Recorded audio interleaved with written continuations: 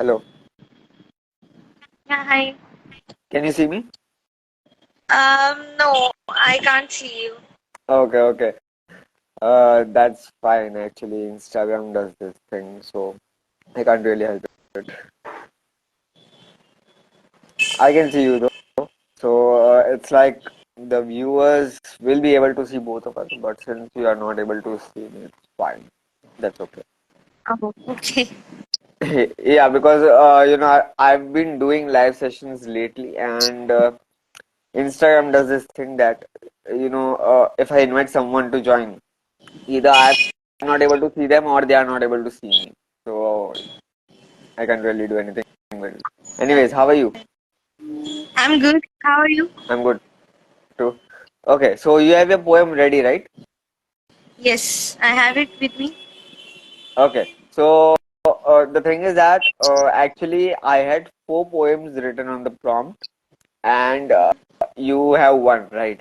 So Yes.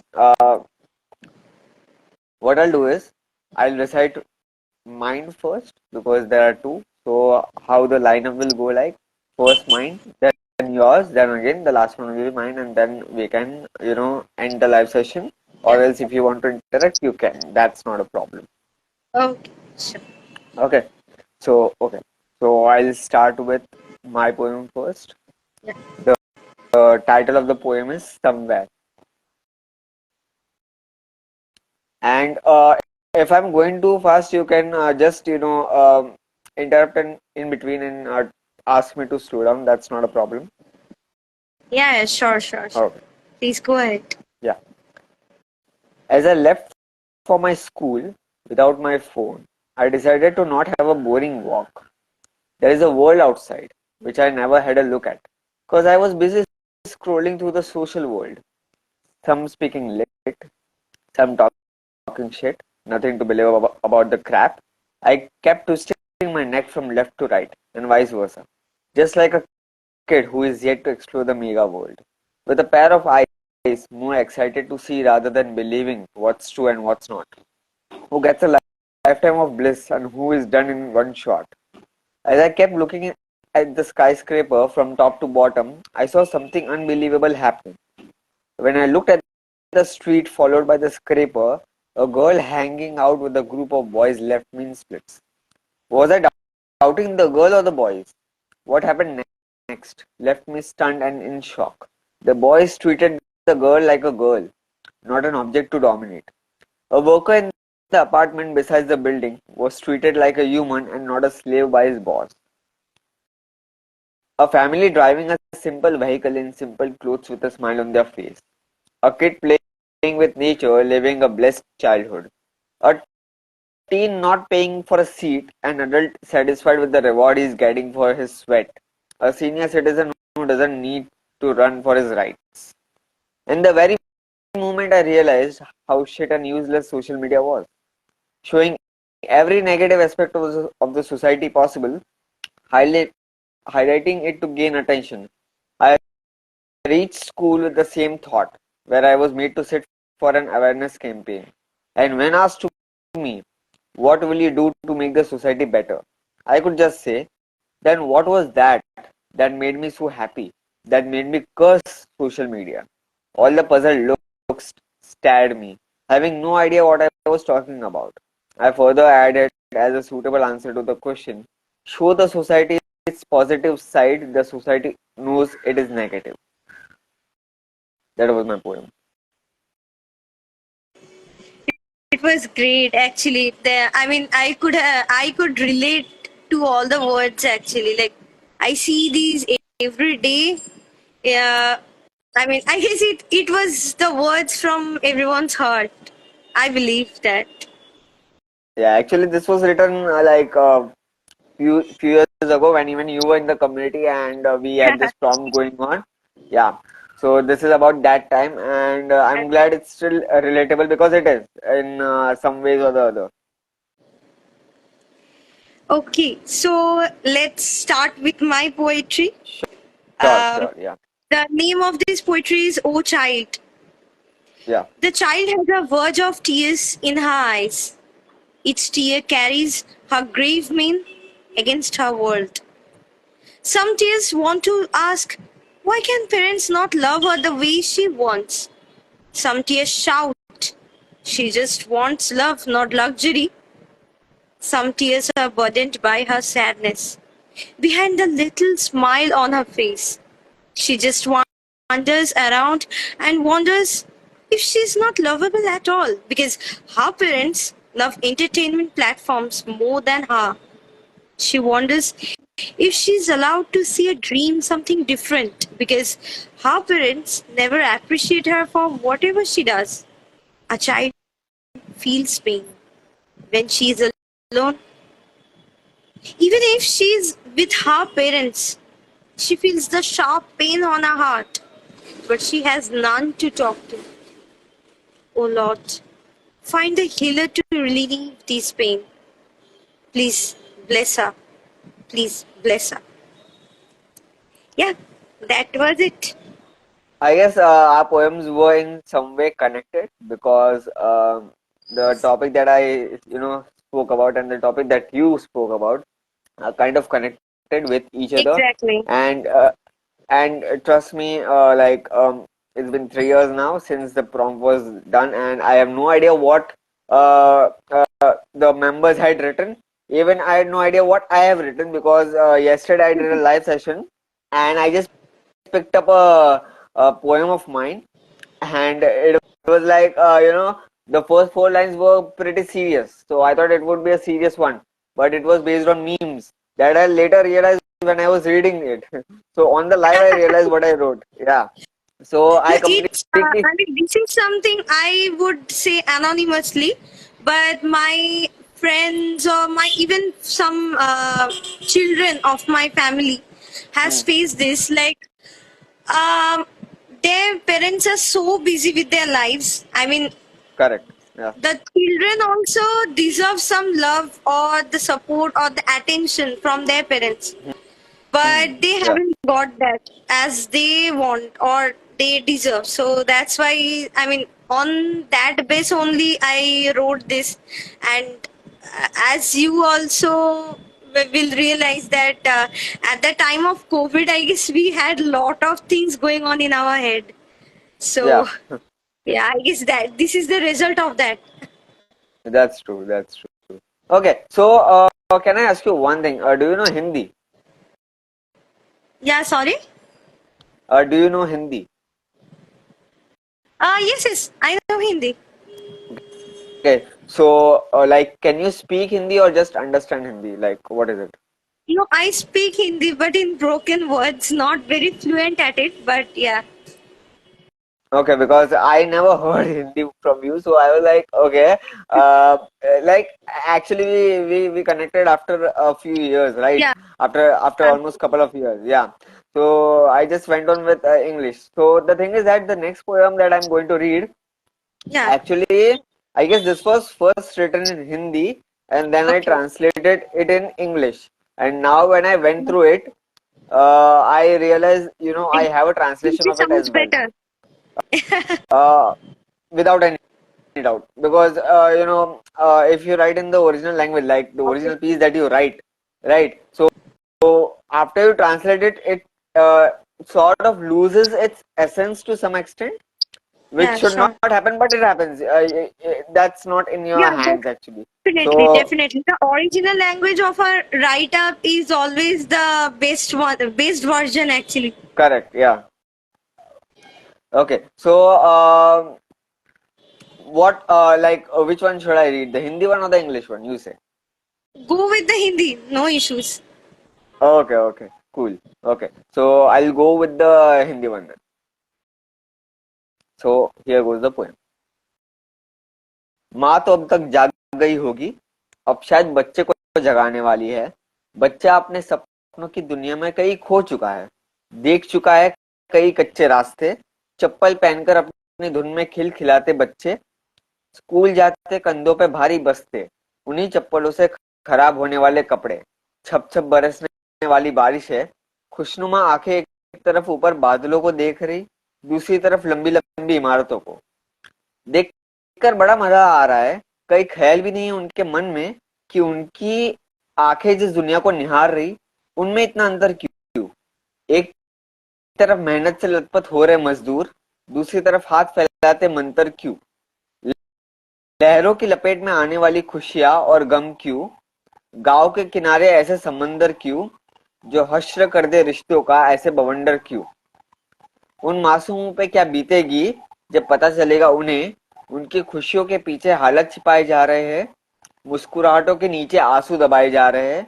खुश है वो अपनी इस छोटी सी दुनिया में, कभी ना कभी बाहर की बड़ी सी दुनिया उन्हें ललचाएगी। क्या होगा तब जब उन्हें समझ ये बात आएगी, हकीकत को कोई अपना सपना नहीं बनाना चाहता, पर अगर सपना ही हकीकत हो तो उसे कोई देखना भी नहीं चाहता। सपनों पे से एतबार जाने वाला है और अखबार आने वाला है, लोगों को कुछ पन्नों के लिए यहाँ वहां झुलाने वाला है, पूरी दुनिया की कहानियां सुनाने वाला है। इस देश का क्या होगा, ये विचार फिर से हर किसी के मन में पलने वाला है। चाय की कतल के बगल में रखा माचिस फिर सिगरेट की तलब में जलने वाला है।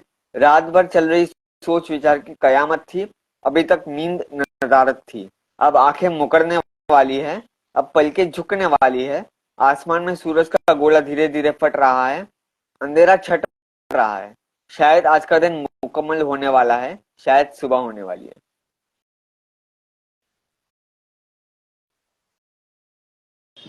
It's really nice. I mean, it sounded so good because I mean, obviously, it is a poetry, so obviously that's what we should expect.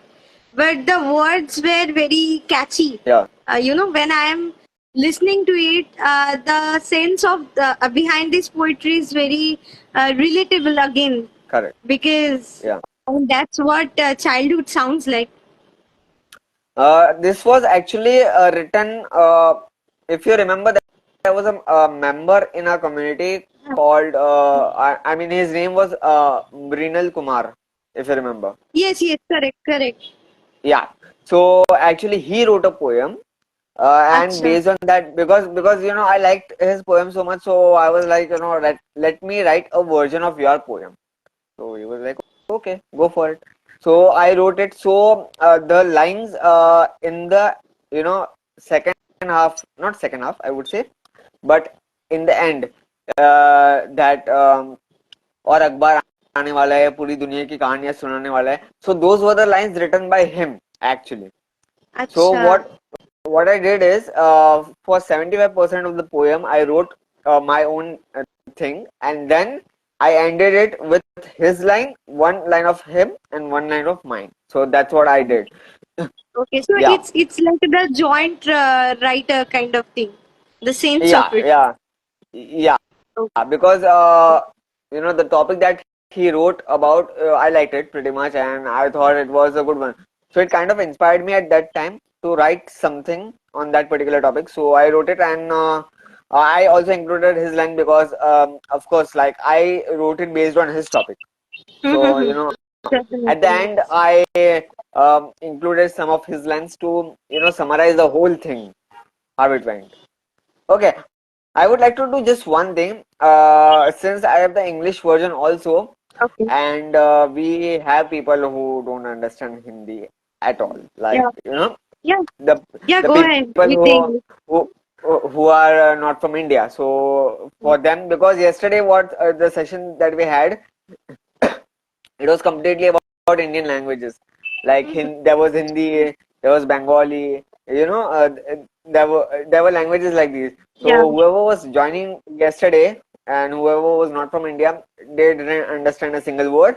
I don't regret it because it's an Indian languages. Okay, so and all the Indians were there, so I didn't mind that. But right now, because they also would want to hear to the English version, and since I have it, I'll go ahead with it. Yeah. Sure. Okay. So the English version goes like this: The kid is well lost in the world of his dreams.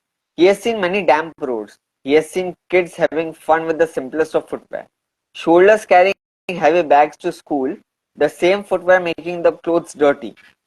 It's raining while on the way to school. Their eyes on one side looking at the clouds and on the other hand looking at the skyscrapers. They seem to enjoy the view. They aren't even thinking that the world they are exploring through their eyes, why is it so different? On one hand, workers are sweating off the hard work. On the other hand, prayers asking for more luxury, waves trapping someone's happiness and tears. Why such seas on the banks of a village? Why such tornadoes that ruin many relationships? Why do we get affected by what people will think now and often? No one understands why people change in the most cringed ways. When I ask my mom what's there for dinner today, only a handful of dinner is available. Still, she'll somehow make me smile. On one hand, a generation is striving for money. On the other hand, it doesn't matter how you spend it. Now we are no more in an era where only the rich get the respect. To prove ourselves, we'll go against the world. We don't care if it's evening or night. All we know is it will be dawn in a while. When money will win, what will what will they go through? When they will get to know, they are just helpless, not wasted. They are being tested for the right time. Condition of the household is being hid behind the happiness. Tears are being suppressed behind their smiles. They are happy in their world. Sometime later, the outside world will force them to be greedy. What will happen when they'll understand? No one wants their reality to become their dream. No one wants to see their reality as their dream. So this was the English version of it. Yeah, actually, not sure if it is my bad Hindi or what, but in English, if you, I mean, like obviously some rephrase could use, but yeah, definitely the English version is like it can reach to more people because the choice of words are easy to understand, even if someone's second language is English. Correct, So yeah. wherever for Hindi, it's obviously, I mean, we all know that Hindi or Bengali, these are all, I mean, for these, the origin is Sanskrit. So we should Yeah, expect that those would be the tough ones. yeah, But English is more reachable to people, I guess. I mean, they're like for the broader spectrum of audiences. Yeah, yeah. definitely. Two has two different, I mean, obviously the same sense, but two Mhm. has two different vibes. And I Correct, yeah. enjoyed both. Yeah, I mean, that's what you can expect when you translate, because when you have two versions of the same thing, Yeah, I don't think none of them will sound similar. And yeah, the second thing is that as I was reading it, as I told you earlier, yeah. that I don't remember any of the thing that I've written because it's been a couple of years now. So yeah, I get it. Some references were not present in the Hindi poem, which I guess I included in the English one, I suppose, because in the middle part somewhere it was like about the food and about the mother thing, right? So it was not, I guess, available here, but uh, the same thing was in the English version. So yeah, that's what. And English being, I mean, it's obviously reachable to a wider audience because outside India, everyone else speaks English. That's what we think, but that's not actually the reality because I'll tell you, in Europe Hmm. they have many languages like Spanish, French, German, Yeah, right? And definitely, definitely. also English there is exists. nothing but an international language, so that's why, I mean, because it's easy somehow maybe Yeah, for people to reach, and that's it. yeah, yeah. So that's how it goes. And what is your mother tongue? It's Bengali. Okay, you are also Bengali. Okay, nice, Yeah. nice. So I seem to be interacting with a lot of Bengalis from yesterday. Okay, that's great. So Okay. do you have anything written Bengali at all? I have definitely, but I have to find a little bit. I mean, I don't have it handy actually with me. So it's like I mean, while Durga Puja actually I wrote some of years back. Uh, if I had it with me, I would have definitely read it here. But Mhm. the thing is, if I try to go back to my page, then basically I would be living this Yeah, life. So yeah, that's correct. why. No, you won't be able to go back to your page. Yeah. Okay, So so it is. that's why. Is it Otherwise, posted on your page? yes, it is. It is. It in my writing page also, and I guess in my main profile also. Let me see. Let me see if I can find it. It Okay, was. if you can, please do. Like we'll get some more Bengali, Yeah. Oh, and I would okay. love I that. got it. Yeah, I get it. Oh, that's So great. it was from 2020 actually. So at that time, I mean, before Durga Puja, we have a festival called Mahalaya. I'm not Okay. sure if you have heard it. It's like the first day of the Durga Puja when the whole festivity or the whole mythology was started. The Mm-hmm. fight was started. Mm-hmm. Okay, so it was the day when Ma Durga was given the power from all the gods and to kill the Rakshas, Okay. I would say. Yeah. So it is something like that. মহালয়ার শুভ সূচনা হওয়ার সাথে সাথে যেন সব অশুভ শক্তির অবসান ঘটে। সে অশুভ শক্তি হতে পারে কোনো মনুষ্য অসভ্যতা অথবা কোনো দুরারোগ্য রোগ অথবা জীবনের কিছু চরম পরিস্থিতি, কিন্তু মানুষের শক্তি রূপে না আবির্ভাব থাকুক অবিরত। So I would like to translate to Sure. this. I'm not sure. Yeah. Obviously, everyone won't understand. So the good starting of Mahalaya. I mean, when the Mahalaya starts with its good starting, many unnatural or bad powers gets killed. Okay. So Okay. it's like very bad translation, I know, No. but I'm just trying to explain. So it can be any like bad human powers, like it can be the bad human, I would say, or Mm-hmm. maybe bad diseases. So at that time I actually got the idea of the COVID, so I took the Okay. reference of that. Yeah. Or any bad situation of life. So Mm-hmm. these all can be considered as the bad power or bad influence in our life. Mm-hmm. So we believe in our Bengali culture that whenever Mahalaya will start, these all bad powers or all bad cultures would be killed eventually, or it would be finished.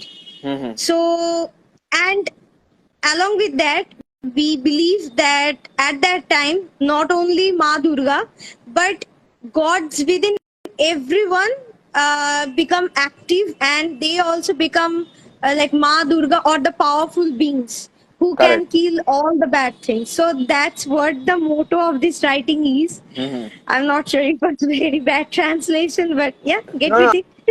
no. I got the essence of your write-up when you were reading it, and I guess that's the story of every festival across India, somewhere and somehow. Because even in like in my place, when we have festivals and all, so the same story goes with everything that Yeah, exactly. the bad powers You can are actually destroyed. relate to, yeah, you can actually relate to Dasera with this Yeah. writing, or you can relate to Holi के पहले जो वाला festive होते हैं ना वो जो Hmm. आग जलते हैं वो Yeah. that Yeah. thing I'm not sure about Holika, the Holika name Dahan. maybe about ha. So those all things are same like this only, that we Yeah. are actually killing some bad power or bad Correct. influence of life. Yeah. Hmm. Yeah. So. Yeah, that Uh, was the latest, I mean, like the last Bengali writing I could see. Yeah, there is another one, but yeah, this is also regarding the, I mean, after Dasera, we have one festivity in our Bengali which is called, what can I say? I mean, I'm not sure how to put this in Hindi, but yeah, it's like that we meet each family members and give good wishes, mhm. and Yeah. it's called Bijoya. Okay. Okay, so these are the things. Actually, on these topics only, the things which are totally Bengali related. Only on those I have actually written in Bengali, because I mean, Okay. so So that since you have the people can relate. yeah, since you have the next one also with you, so Mhm. can you please recite it? Yeah, the translation would be too much bad of that. I'm not sure how to translate that. I'll Let's help see. you with that. Don't worry. You go ahead. 5টা দিন মা মর্তে কাটিয়ে রওনা দিলেন স্বর্গে। বছর পেরিয়ে আসছে, বছর আবার আসবেন ফিরে। মায়ের অকাল বোধন উৎসবের সাথে সাথে প্রতি বছর অসংখ্য দুর্গামা জেগে উঠুক মর্তে। আগামী বছর ঢাকের তালে ধুনুচি নাচ আবার জেগে উঠুক প্যান্ডেলে প্যান্ডেলে আলোর খেলা আর জনতার ভিড়। আর অষ্টমী নবমীর সাথে বসে ভোগ খাওয়া চাই। সবশেষে এবছর এত নিয়মিত আনুষ্ঠানিক প্রথার অনিয়ম সত্ত্বেও শুভ বিজয়ের প্রীতি, শুভেচ্ছা আর অভিনন্দন ছড়িয়ে পড়ুক সবার ওপর। অপরিবর্তিত থাকুক মানুষের প্রতি মানুষের ভালোবাসা। It's like too much detailing Bengal. I got it completely because of the explanation that you gave just before it. I got that completely. And I guess you won't believe, but I do understand a little bit of Bengali, not the whole thing, but I can catch it from the what you can say. If you see a sentence, I can catch it from some of the words that what you mean by it. Yeah. So Yeah, yeah, so actually, Bengali and Hindi has so many similar words actually. So correct, yeah, if everyone is good with Hindi, so at least I'm not saying that you would understand whole fully, but at yeah. least some of the words you would definitely relate. Yeah, I could. I did definitely understand, and I also, could catch what you were trying to say. So, thank you so much for reciting two Bengal pieces, and thanks for also accepting our invite because I was not sure that you would agree to join on the live because No, it's fine. It's Saturday, Sunday, so yeah. yeah, I was little bit of a free. Okay. No, because the thing is that what we are trying to do is whatever write-ups our members had written, right? So it's like instead of us reciting those pieces, we are asking them to come on live, join us on live, and recite their pieces themselves. Because what it does is it gives them a kind of what you can say that Visibility, or yeah, maybe the sense visibility is that yeah, but it also gives them some kind of confidence and authority that I am reciting my own piece and no one else is doing it for yeah, me. definitely. And then it happens like someone is tagging you, then you get to know about it, then hear it. So it's better that what you have written, how it should be said, and you say it the same way, right? So that makes a whole lot of difference. So that's what the motive behind these live sessions is, that the members can come themselves and recite their pieces, and it has an interact with their own audience as well as our audience, and Yeah. it makes our work kind of easy because then if we collect if we compile write-ups and post them, it it's kind of a work for us too. And one more purpose of the live is that we get to interact with the members. So that was it, and thanks for coming live with us. And if you have any other pieces written, do you still write though? Yeah, I'm having what can I say, a long gap because of my, like, I am new with these jobs, and also I'm little bit of struggling with all the things. Correct. And also I mean, like, as I was mentioning that I do audio drama, Okay. and as well as I sing. So because of, I mean, there also I have to spend my time in my weekends, Okay. and in weekdays, obviously, I have my job. So, yeah, with everything, I'm basically struggling, and I'm not able to actually manage to post a final version of the write-up. Like, Okay. I'm Yeah. writing, but it is ending in the draft form only. It's not Okay. being posted in the page. Okay. So you are basically packed right now for full Yeah, 7 days, if I'm not wrong. yeah, yeah.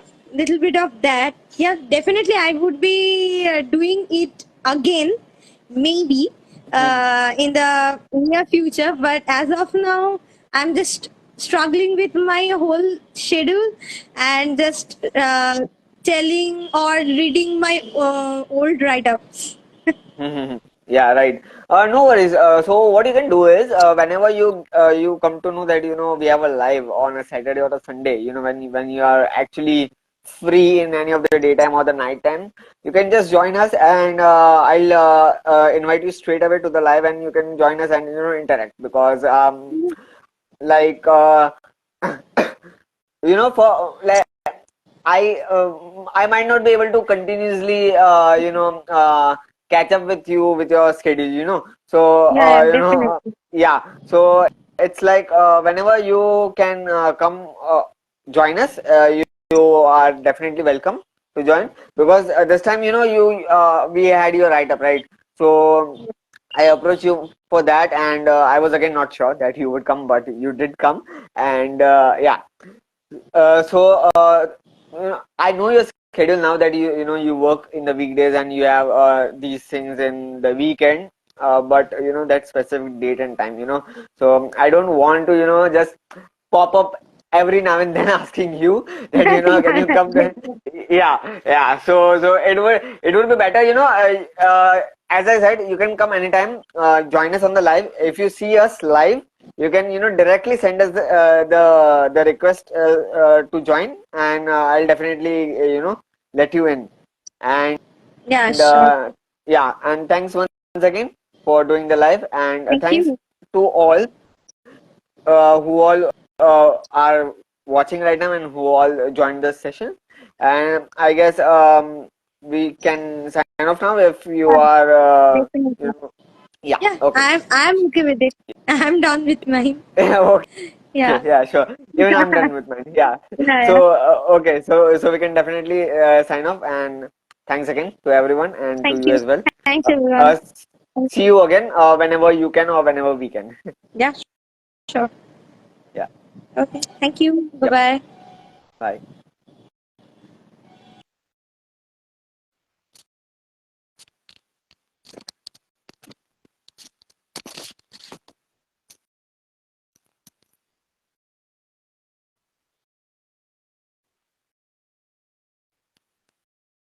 All right, guys. Thank you so much for joining, and I'll take a leave for the day.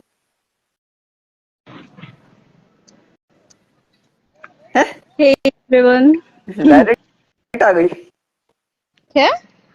Direct आ गई. हाँ, और कैसे आती?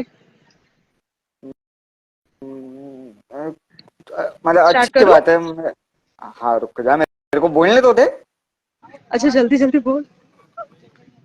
नहीं, मेरे को लगा कि मतलब थोड़ा ये वो हो जाएगा इंस्टा का, बट डायरेक्ट ही घुसा दे. चल ठीक है, अच्छी बात है. जो दिख रहा है वो पढ़, तेरा ही है. हेलो. हेलो.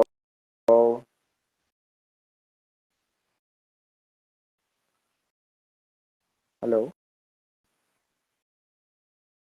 आवाज आ रही है कि नहीं आ रही है?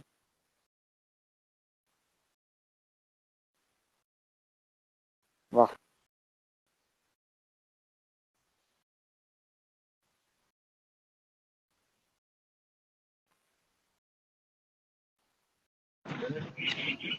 अच्छा मैं निकली क्यों?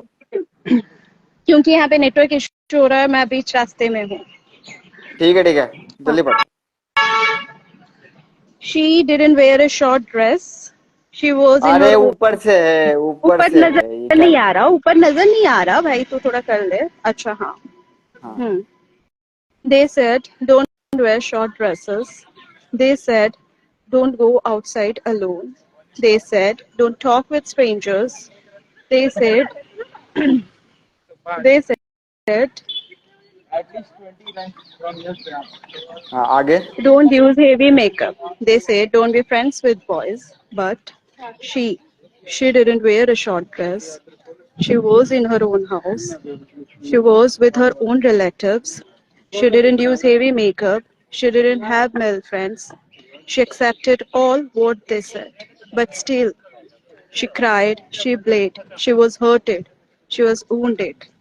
The long dress with her dupatta was torn off in her own bedroom. चले? But it's okay, right? Cause woman Ladies, girls, kids, all are safe if they accept and follow what they say. Yes. जो अंग्रेजी accent पकड़ा है, Shukriya. क्या शुक्रिया। चलो अभी आखिरी पढ़ लो। She was shamed for wearing a long dress. I was shamed for wearing a short dress. A boy from my class was shamed for being thin. A girl was shamed for being fat. A rape victim was shamed by the so-called inquiry questions. A poor lady was shamed with her societal name slut. A single mother was shamed for being a single mother. A struggling young man was shamed for being unemployed. Yes, we all are pushed in the shame game, directly or indirectly, seriously or jokingly. Our words become the reason of some getting shamed, and nowadays shaming is trending. शुक्रिया जनाब। अब आप चाहे तो leave कर सकते हो, अगर आपको शुक्रिया बैठना है तो बैठ सकते शुक्रिया हो। शुक्रिया तुम्हारी मर्जी। ए हुआ यस। फाइनली मैं दिख रहा हूँ? यस दिख रहे हो। क्या बात है, ये तो मतलब आज अजब ही हो गया कुछ। आप भी दिख रहे हो मुझे, मैं भी दिख रहा हूँ आपको। सही है। चलिए फिर हो जाइए शुरू, बिना समय Okay, बर्बाद किए। तो ये वाली कविता जो है वो मतलब सुनोगे तो पता चलेगा पॉल्यूशन के ऊपर ही है। तो अच्छा मैं बोलती हूँ उसके बाद बात करते हैं। पढ़ लो, मैंने पढ़ा है नहीं वैसे भी, तो मुझे पता नहीं है। मैंने भेज दिया था बस, तो मुझे पता नहीं क्या है। तो अभी आप पढ़ लो तो अभी समझ में आएगा क्या है। Okay fine. गंगा की धारा दूषित है और यमुना गोदावरी का जल काला है। महीना सावन का आ गया फिर भी पेड़ों का रंग पीला है। कैसा ये मंजर आज आंखों के सामने आया है। मानव का अस्तित्व, फिर से शुरू करती हूँ। सॉरी। गंगा की धारा दूषित है और यमुना गोदावरी का जल काला है। महीना सावन का आ गया फिर भी पेड़ों का रंग पीला है। कैसा ये मंजर आज आंखों के सामने आया है। ऑक्सीजन की कमी है चारों तरफ। इस कोलाहल में मानव का अस्तित्व घबराया है। काटकर अनगिनत पंछियों के घर मानव ने बनाया ये संसार अपना। तोड़कर गिरी शिखरों पहाड़ों को पूरा किया अपने हर आशियाने का सपना। अपने आराम सुख सुविधाओं के खातिर मानव ने वनों को तहस नहस कर डाला। अपनी लालसा पूरा करने को कल कल बहती नदियों पर कई बांध ढाला।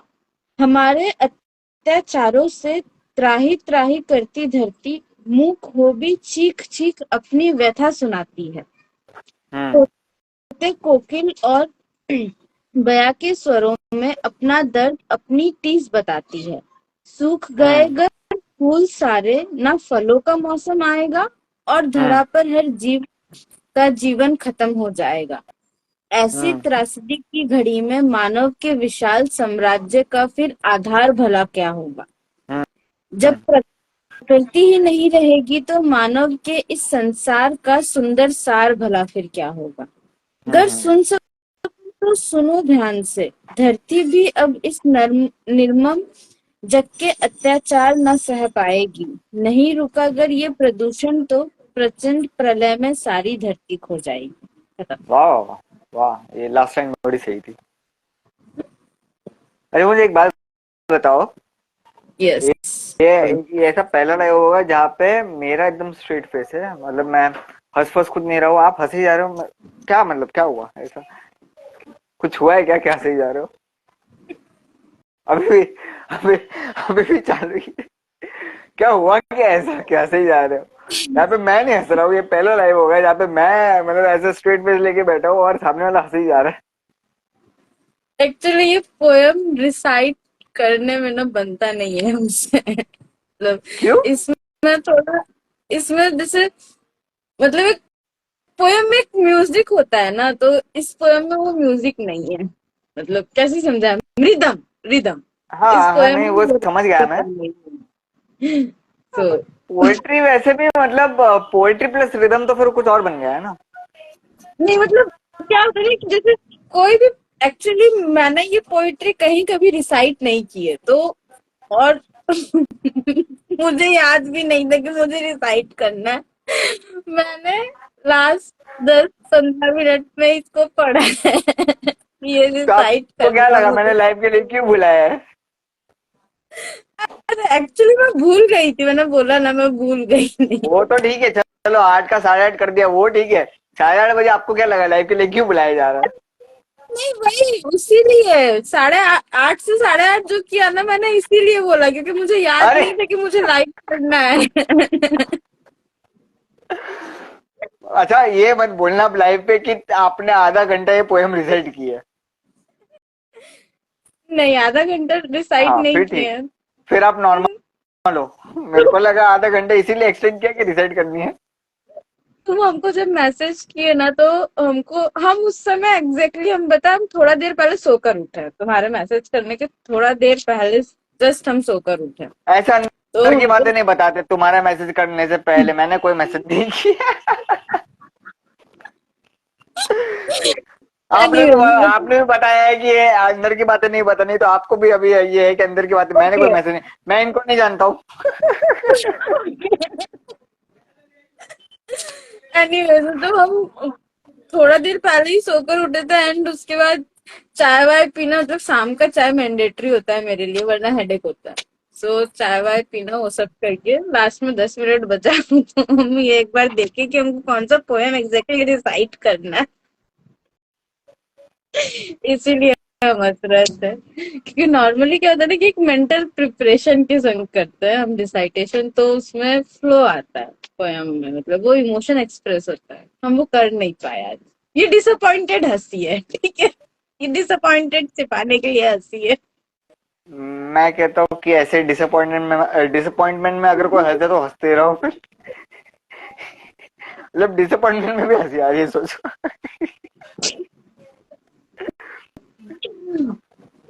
आपके आने से पहले मैंने यहाँ पे कमेंट किया था, मैंने कहा पीपल आर वेटिंग, कोई नहीं था। मैंने ऐसे ही मस्ती में कमेंट कर दिया पीपल आर वेटिंग। अभी भी कोई है नहीं, शायद ज्वाइन नहीं किया है कोई भी। रहने दो, जिनको आना होगा आएगा, जिनको बाद में तो देख ही लेंगे, बाद में तो 100-200 व्यू हो ही जाते, पता नहीं कैसे। ये अच्छी बात है, पता नहीं कैसे। हाँ नहीं मतलब अभी ये इसका कैसा है ना कि ये तो पूरा कटने वाला है, मतलब फॉर इंस्टाग्राम, ये इंस्टाग्राम सेक्शन के लिए ये जो हम बकबक कर रही है पूरा कटने वाला है। मेरे को मतलब मेरा इतना ये क्या बोलते हैं रिस्ट्रिक्शन आ गया कि एक तो इंस्टाग्राम पूरा 1-1 घंटे का वीडियो अपलोड करने नहीं दे रहा मुझे, तो मुझे सिर्फ उतना ही पार्ट रखना पड़ा जिसमें पोएम रेसिटेशन हुआ है। तो अभी ये जो वीडियो आएगा अगला, उसमें मेरे को 4 वीडियोस कंबाइन करने हैं।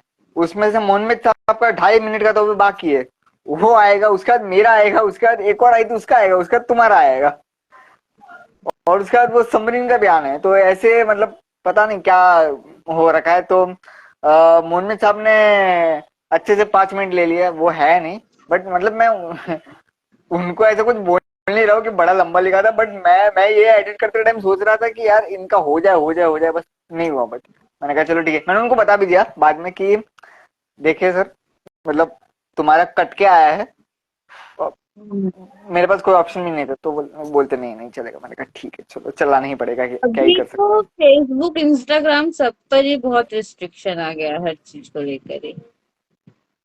अरे सब बकवास हो गया है भाई। I am looking for a new social media platform. Right, मतलब सोशल मीडिया पे इंसान का freedom of speech and expression होना चाहिए, जो कि है नहीं।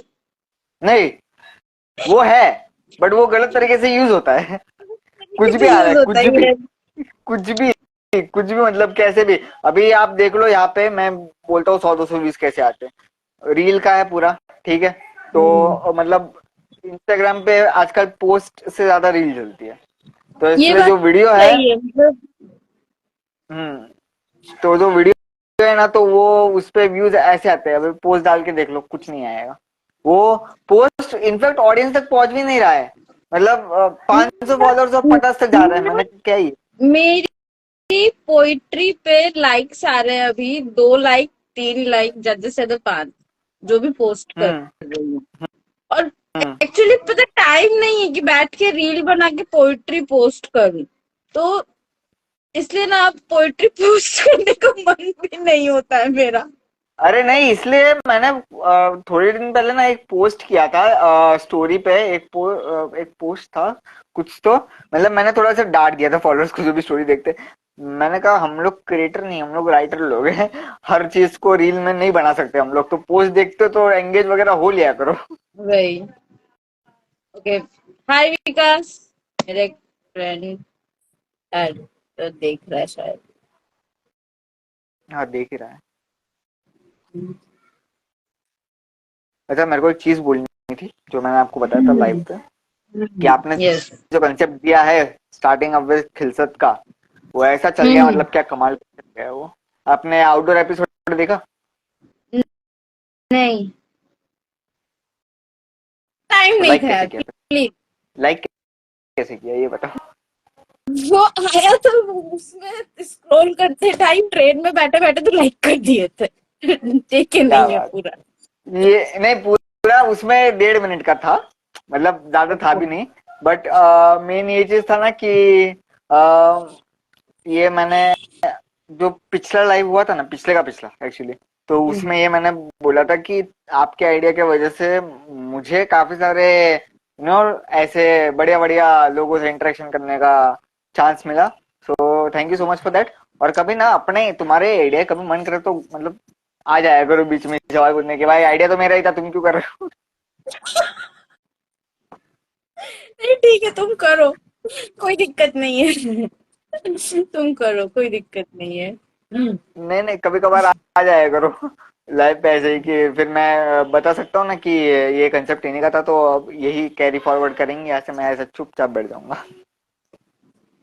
नहीं अभी तुम करो, अभी हमको कोई दिक्कत नहीं है। पहले दिक्कत थी। पहले भी नहीं थी। ठीक है भाई, ठीक है। चलो, तो जो भी अभी देख रहे हैं, अभी मेन पोएट्री तो हो गई, तब तो तुम थे नहीं, अब बैठे हो तो अब हम कुछ कर नहीं रहे ज्यादा। तो अभी यही सब है। तो मैम आप बताओ कि और रखना है जारी, कोई आने वाला है आपके साइड से, या फिर हम आज का, वैसे पता भी ये नहीं सब तो कोई यूट्यूब पे जाने वाला है। आएगा या नहीं। हम वैसे एक पोएम सुना सकते हैं, सुना दो। ऐसे ही, ऐसे ही। हाँ, ऐसे ही सुना दो, कैसे भी सुना दो। ओके। ये लाइफ को लेके पोएम है, ये मेरी लिखी, मेरी खुद की फेवरेट पोएम है, one of my favourite poem. Actually बहुत सारी है but one of my favourite poem. Okay. आपने ही तारीफ कर दिया। नहीं, एक्चुअली एक्चुअली पता है क्या, मतलब जब मैं पोएम लिखने के बाद ना मुझे रियलाइज होता है कभी कभी कि यार मैंने इतनी अच्छी पोएम लिखी है, तो खुद तो बिलीव नहीं होता है। तो उस हिसाब से ये सेम मुझे होता था 6-7 साल पहले, जब लिख देता आधे पे आ जाता था, फिर मतलब पता चल जाता था कि बहुत ही बढ़िया बनने वाला है ये तो हाँ मतलब, तो इरशाद सुनाइए। ओके। ऐ जिंदगी आज क्यों तू इतनी नाराज है, क्यों उदास है, क्यों उदास सारे आज सुर और साज हैं। हाँ जानती हूँ मैं भी कि जग ने पग पग पर तेरे हौसले को तोड़ा है, गहन कठिनाइयों में अक्सर तेरे अपनों ने तुझे छोड़ा है। हाँ माना मैंने कि तेरा मन शंकाओं के प्रलय में घिरा है और बेबस बनती रातों का बढ़ रहा सिलसिला है। पर देख खोलकर तू पलके अपनी, तेरे चंद संगी आज भी साथ तेरे खड़े हैं। घनघोर इस हताशा में भी तेरा हाथ थामे इन मुसीबतों से लड़ जाने के लिए अड़े हैं। जिनके जाने का गम है तुझे वो तो वैसे भी पराए थे। मुस्कुराहटों की अहमियत दर्द से गुजर कर मिलती है, शायद यही बताने आए थे। जो है तेरे अपने वो तो आज भी तेरे पास है, और तेरे हर कर्मों के लम्हों में तेरे अपनों का ही एहसास है। माना कि तू कई दफा हारी है, पर तू एक दिन जरूर जीतेगी ये उनका विश्वास है। अब तो मुस्कुरा दे ऐ जिंदगी, क्योंकि तेरी मुस्कान ही तो बहुत खास है। क्या बात। अरे हंस क्यों रहे हो यार, मेरे को समझ में नहीं आ रहा। हंसे ही जा रहे हो, पोएम सुना रहे हो। पोएम सुनाने से पहले भी हंस रहे थे, मतलब किसी को बिलीव नहीं होना कि ये पोएम के पहले और बाद में हंसी, मतलब जो जिसने रिसाइट किया वो हंसी जा रही थी। मैं सीरियस बैठ जाऊं ये चाहते हो तो मैं सीरियस बैठ जाती नहीं हूँ। नहीं सीरियस, मतलब नॉर्मली। अब मुझे समझ में नहीं आ रहा, इतना मतलब कुछ हुआ भी नहीं है, जोक भी नहीं क्रैक किए, ओके फाइन, मैं नहीं हंस रही हूँ। ये बोलते बोलते हंसे ही जा रहे हो क्या रहा है यार, मेरे को समझ में नहीं आ रहा। तुम बोलोगे तो और ज्यादा हंसी आएगी, अरे बोलो मैंने मत। क्या किया, अरे मैंने क्या किया भाई। ओके फाइन, नहीं हंस रही हो अब, सीरियस सीरियस। पक्का।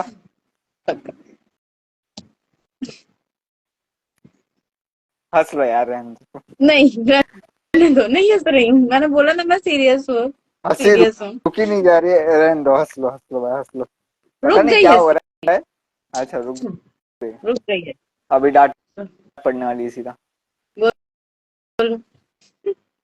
अच्छा नहीं, वैसे मेरे को एक सवाल पूछना था, बिल्कुल ही आउट ऑफ कंटेक्स्ट है, लाइफ के कंटेक्स्ट में है ही नहीं है। Okay life not life.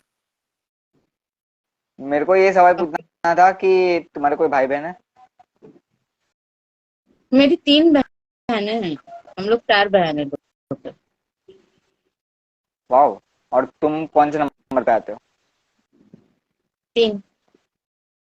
मतलब तुम्हारे से बड़ी 2, तुम्हारे से छोटी 1। यस। नाइस। कोई भाई नहीं है? हाँ मतलब भाई नहीं है बोलना गलत होगा, क्योंकि मेरा भाई है पर मेरा ब्लड रिलेशन में नहीं, ब्लड कजन ब्लड है? नहीं है, कजन भी नहीं है। ही तो इज क्या? My he was my classmate, but अरे नहीं, मतलब बचपन का। एक्सक्लूड, वो सब इंक्लूड नहीं होता। नहीं एक्चुअली, एक्चुअली में मतलब मेरे को पता है कि लोग ऐसे सोचते हैं, बट वो जो है मतलब जिसके बारे में मैं बात कर रही हूँ, अगर मेरा अपना खुद का बड़ा भाई होता ना तो वो भी मुझे वैसे ही सपोर्ट करता है जैसे वो करता है। मतलब गुंजन नाम है उसका, वो बहुत सपोर्ट करता है हर चीज में। मतलब चाहे मेरे ड्रीम्स हो, एस्पिरेशंस हो, फैमिली प्रॉब्लम्स हो, कुछ भी हो, ही इज देयर। तो ही ये इज आपसे बड़ा लाइक है माई या छोटा है? फैमिली मेंबर, वो बड़ा है मेरे से। अच्छा। He is like my family member. मतलब कुछ भी प्रॉब्लम हो वो खड़ा रहता है, मतलब फैमिली प्रॉब्लम भी कुछ है तो भी वो मेरे साथ खड़ा रहता है, ऐसे कर नाइस। वैसे कर, मतलब इस तरीके से। तो I do have a brother. सही है। नाइस। बस यही मेरे को क्यूरियोसिटी थी जानने की कि ये कोई भाई बहन है या सिंगल चाइल्ड हो। नहीं मेरी 2 दीदी है, बड़ी छोटी बहन है। सही है, सही है। तो कैसी होती है sibling life versus single child life, तो पता नहीं होगी शायद। नहीं सिंगल चाइल्ड लाइफ हमको मनमीत को देख के पता है वो सिंगल चाइल्ड है। अरे तो बताओ जरा, क्या क्या मतलब, क्या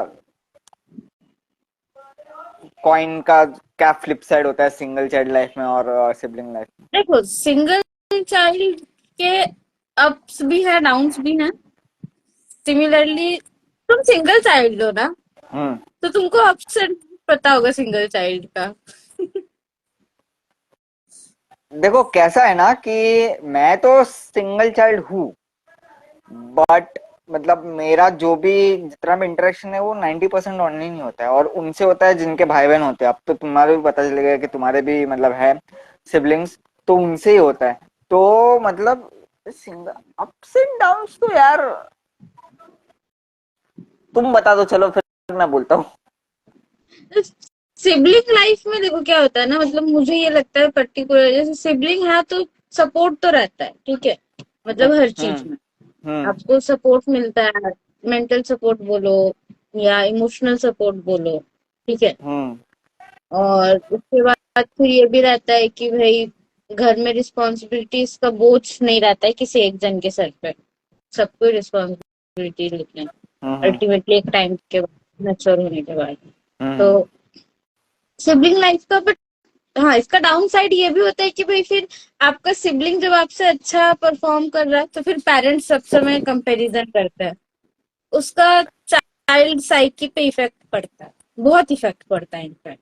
मतलब एज हम्म। अ चाइल्ड फिर आप इंफीरियर फील करते हो कहीं ना कहीं अपने सिबलिंग से। हम्म। तो ये है। और सिबलिंग्स के बीच में चलता रहता है, झगड़ा चलता रहता है।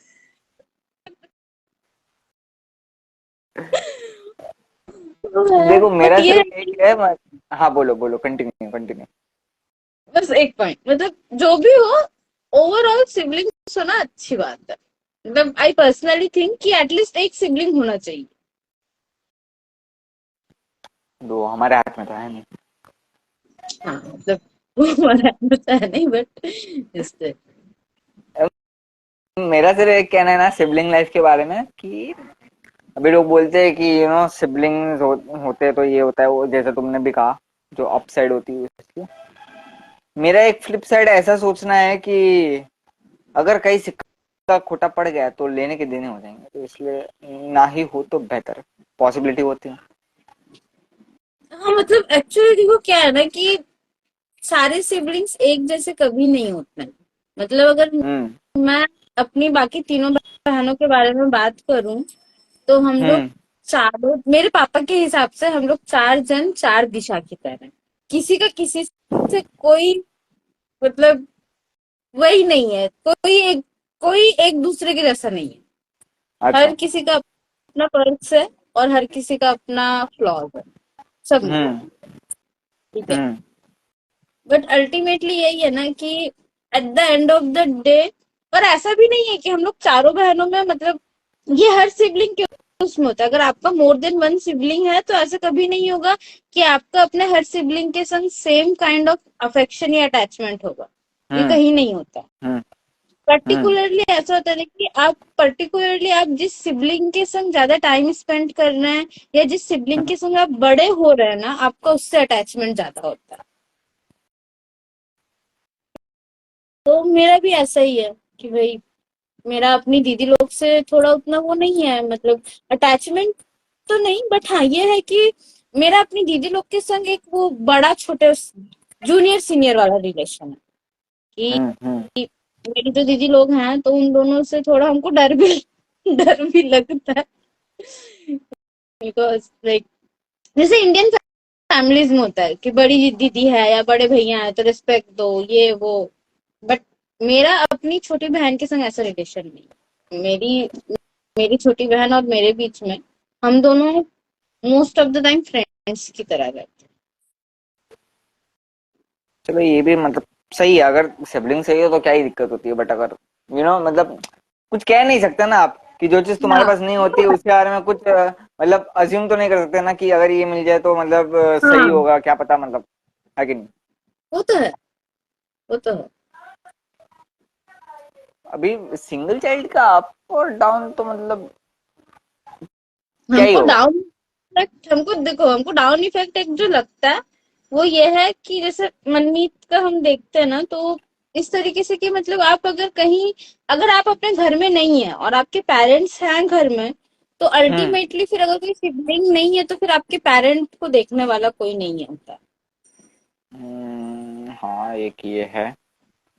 कि मतलब अल्टीमेटली ये है कि आप कहीं भी बाहर काम से भी जा रहे हैं, कुछ दिन के लिए ही हम्म। मान लीजिए जा रहे हैं, तो अल्टीमेटली आप हम्म। अपने पेरेंट्स को किसके भरोसे छोड़ के जाएंगे, है ना? ये सही है।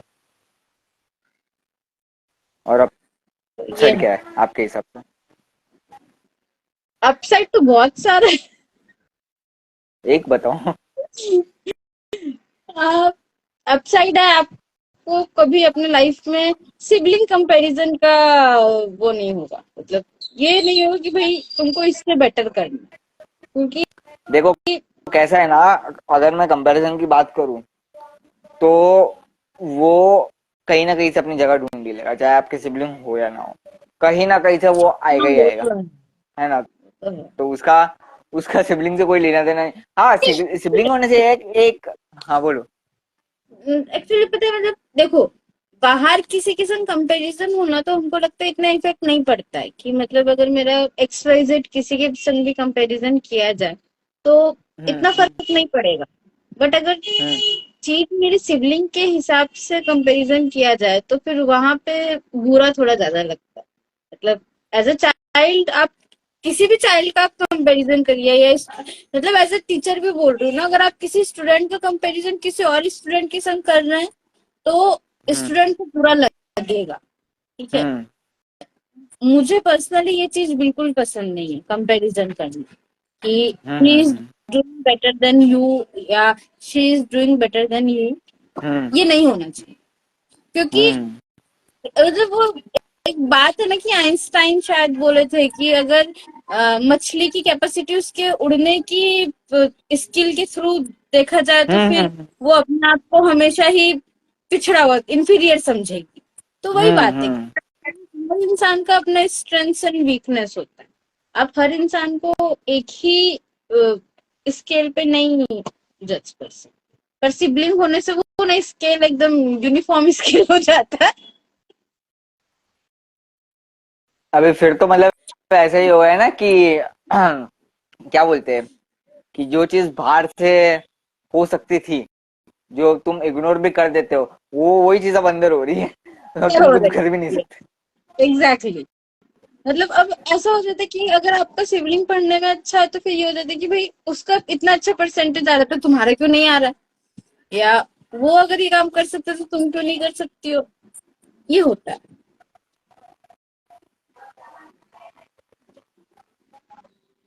ठीक है, ये भी सही है।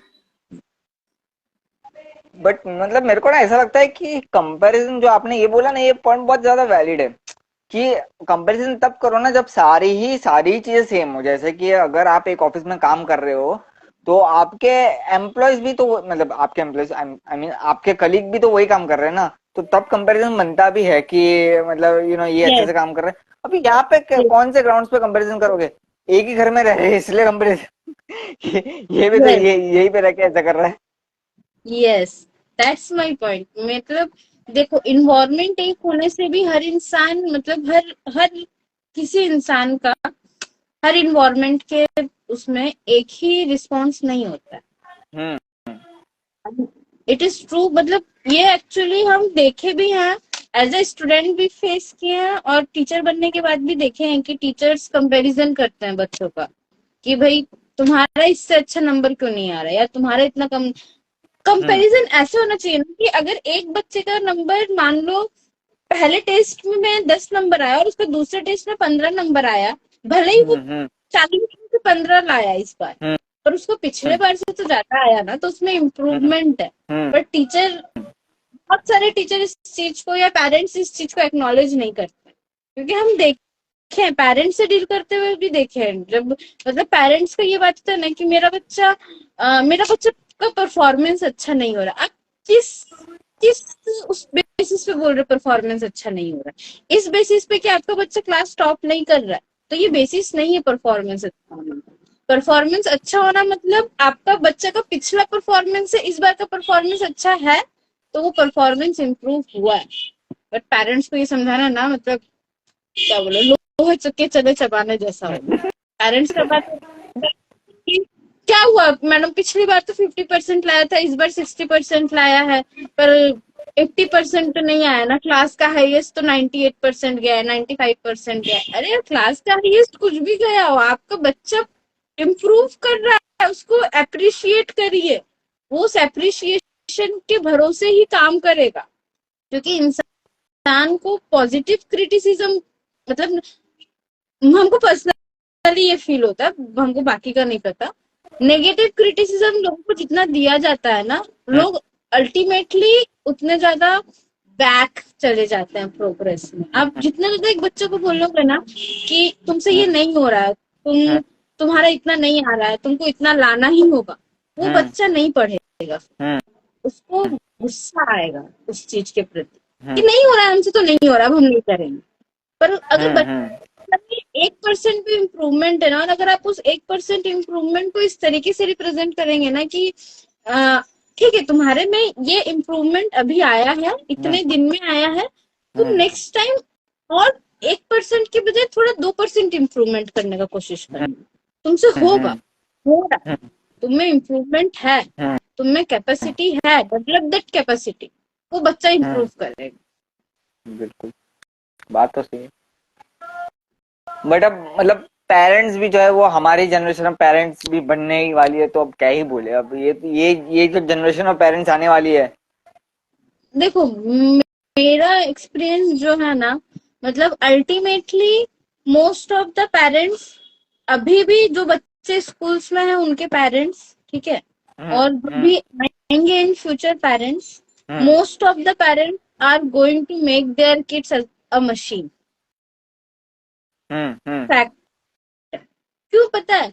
क्योंकि हम आज भी देखते हैं ना कि हम लोग के टाइम जो भी कंपटीशन था, मेडिकल को लेके बोलो या इंजीनियरिंग को लेके बोलो या किसी भी चीज को लेके बोलो, उस टाइम से ज्यादा हाई कंपटीशन अभी है। उस टाइम से ज्यादा बच्चों में फ्रस्ट्रेशन अभी है। क्योंकि एक बात सोच के देखो ना, मतलब हम इस जनरेशन का बच्चा लोग बहुत बहुत मिसगाइडेड है, ठीक है, क्योंकि ये लोग इतना सारी इंफॉर्मेशन कंज्यूम कर रहा है और इन लोग को पता नहीं है कि उस इंफॉर्मेशन के संग करना क्या है। हम लोग जब पढ़ रहे थे तब इंस्टाग्राम, फेसबुक ये सब नहीं था। शुक्र मनाओ नहीं था। था भी तो हम लोग के पास तब वो अपॉर्चुनिटी नहीं था, हम लोग तब इतने एक्टिव नहीं थे सोशल मीडिया पे। हम तो अपने मास्टर्स तक भी इतने एक्टिव नहीं थे सोशल मीडिया पे, ठीक है। फेसबुक चलाते थे, इंस्टाग्राम तो मेरा था ही नहीं मेरे मास्टर्स तक। तो ये बात सब चीज की वजह से क्या होता है ना कि बच्चों में फ्रस्ट्रेशन है चीजों को लेके।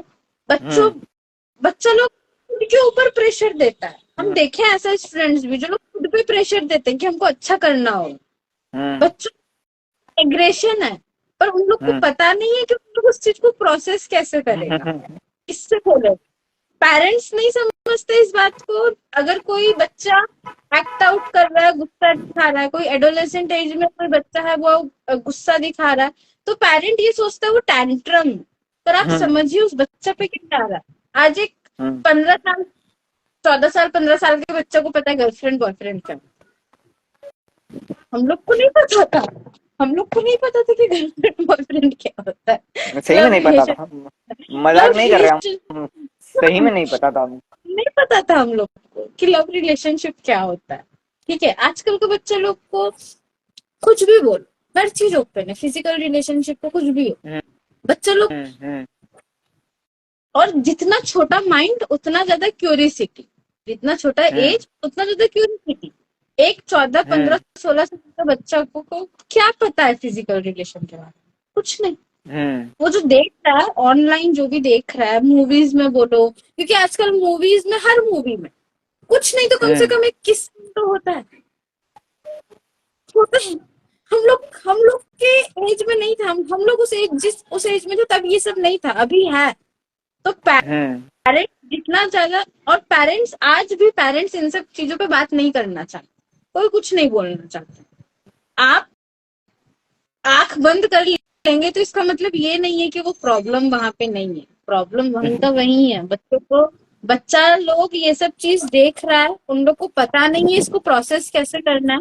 उन लोग को ये सब चीज फैसिनेटिंग लगता है, वो लोग ये सब चीज ट्राई करता है, और इन सब चीज की वजह से वो लोग और ज्यादा डिस्ट्रैक्ट होता है।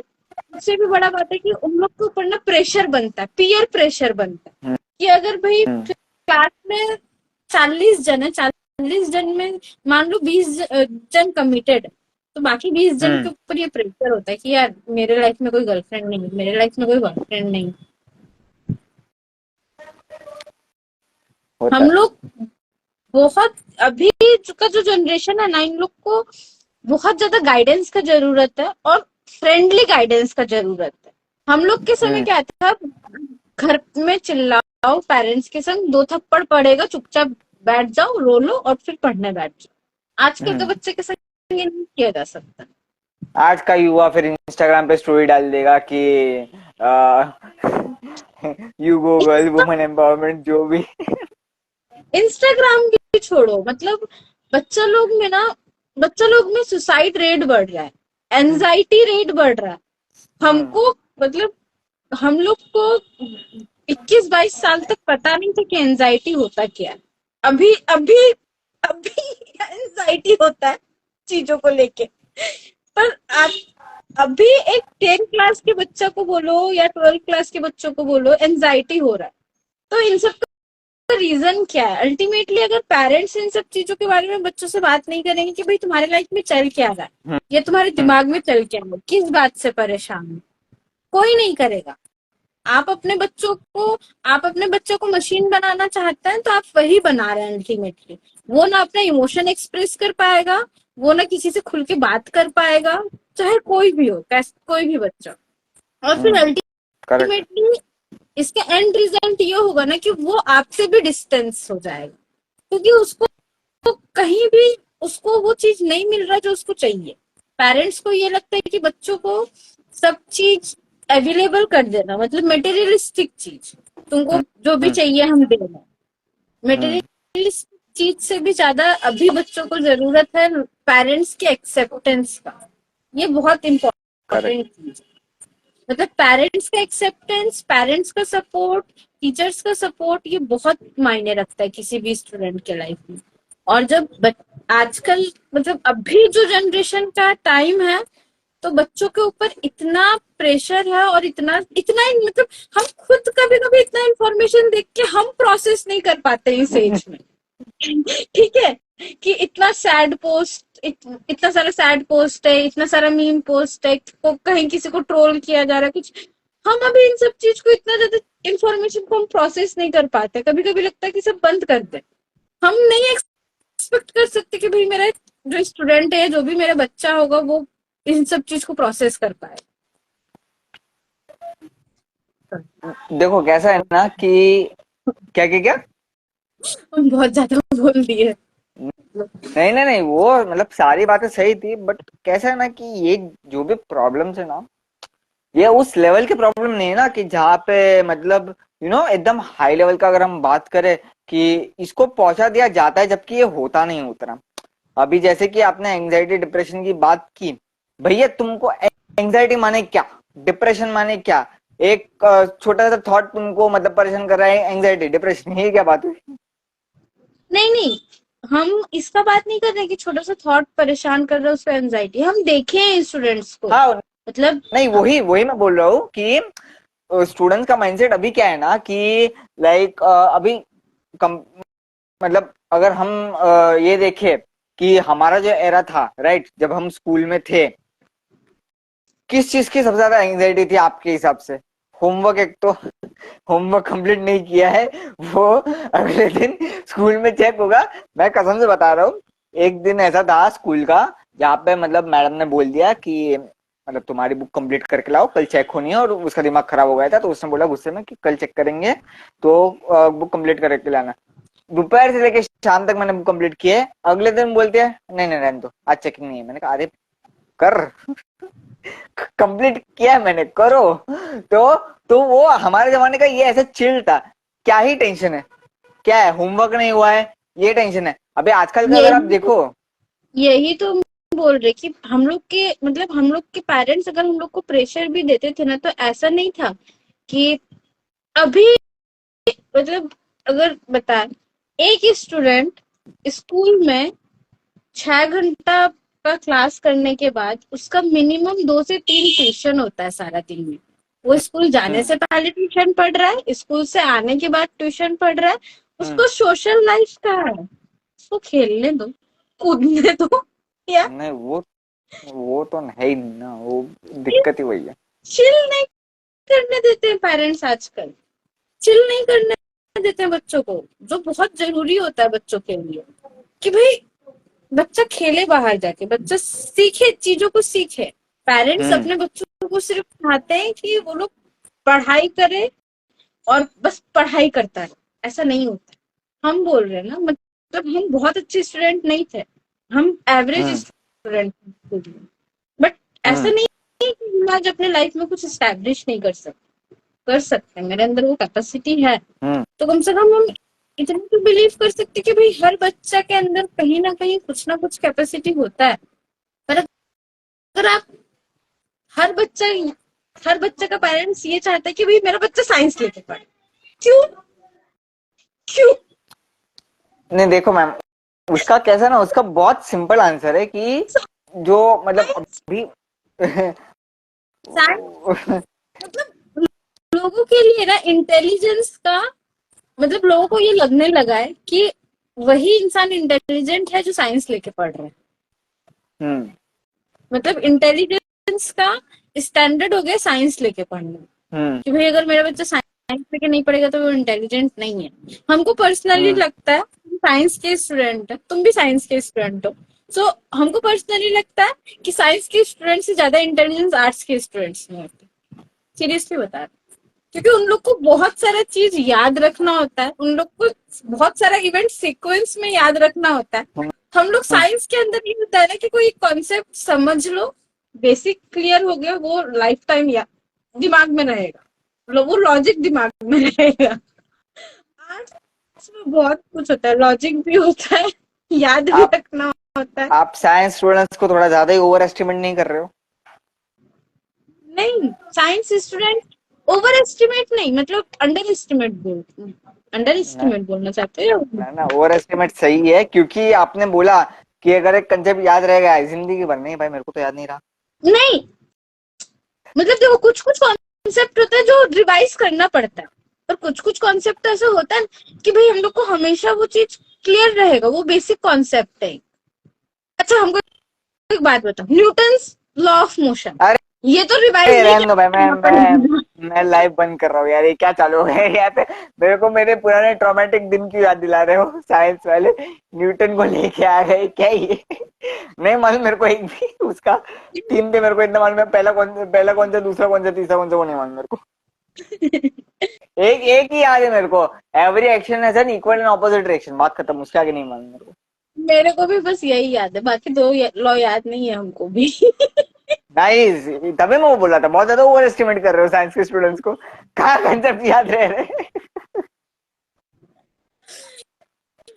देखो साइंस के स्टूडेंट की ना, जिसका जिसको जो सब्जेक्ट पसंद है उसको उस सब्जेक्ट के हिसाब से कॉन्सेप्ट याद रहता है।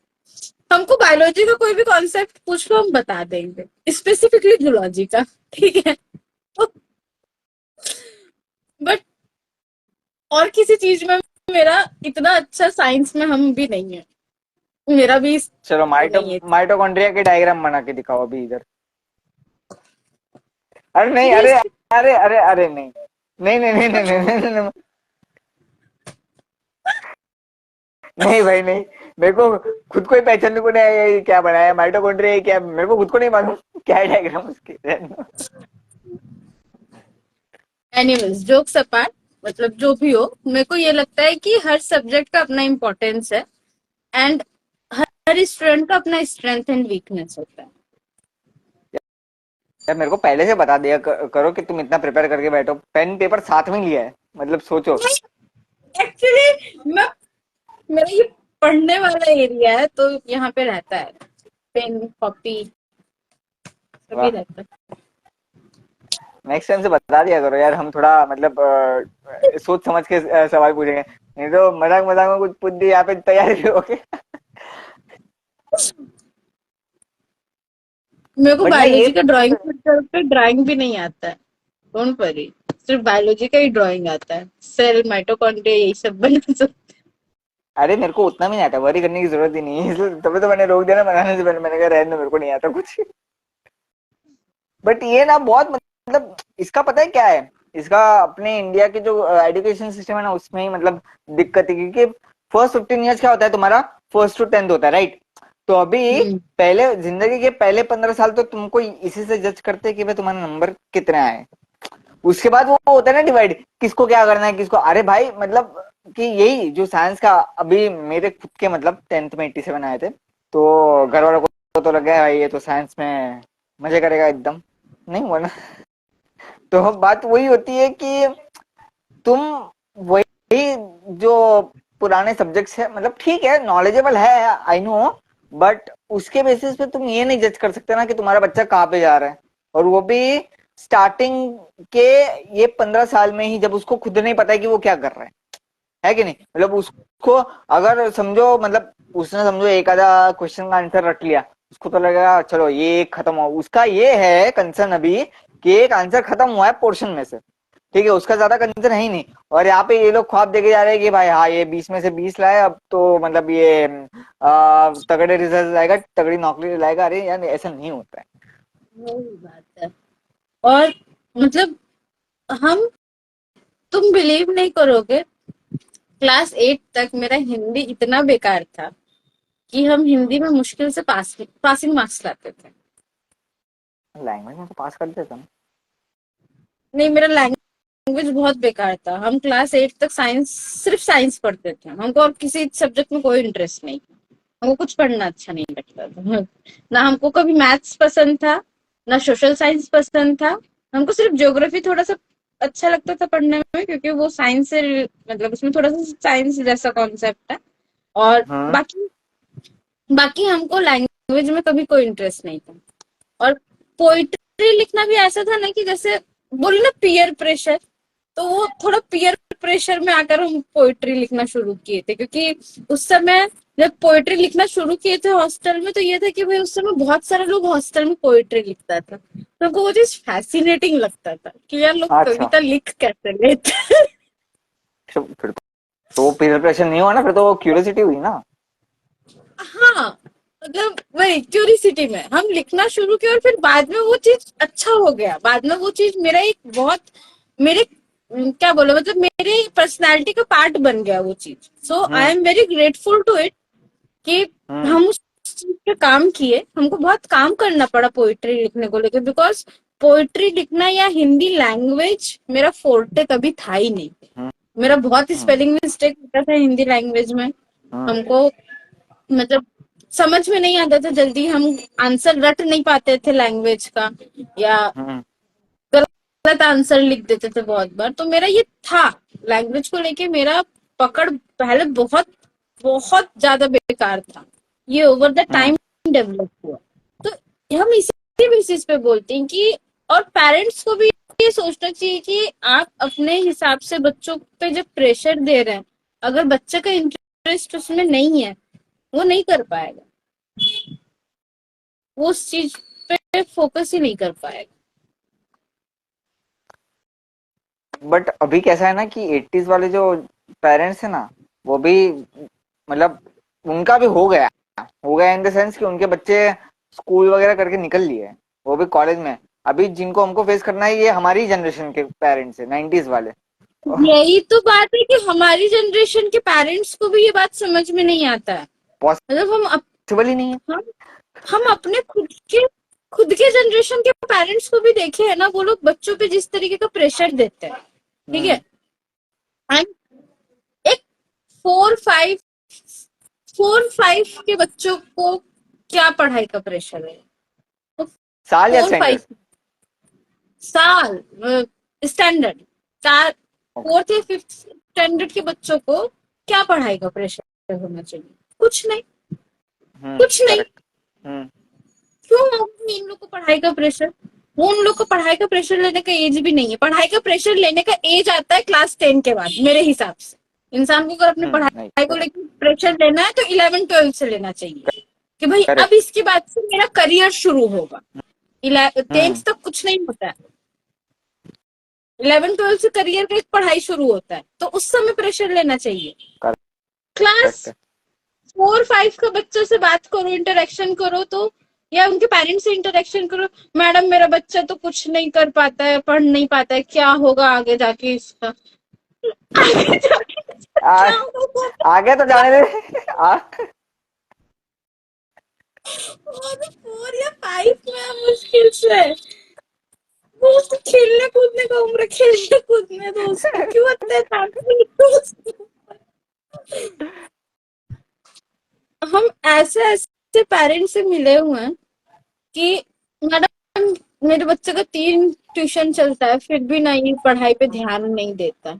मेरा मन होता था बोल दे, आप 3 ट्यूशन के बाद क्या एक्सपेक्ट करते, बच्चा कैसे देगा पढ़ाई पे ध्यान?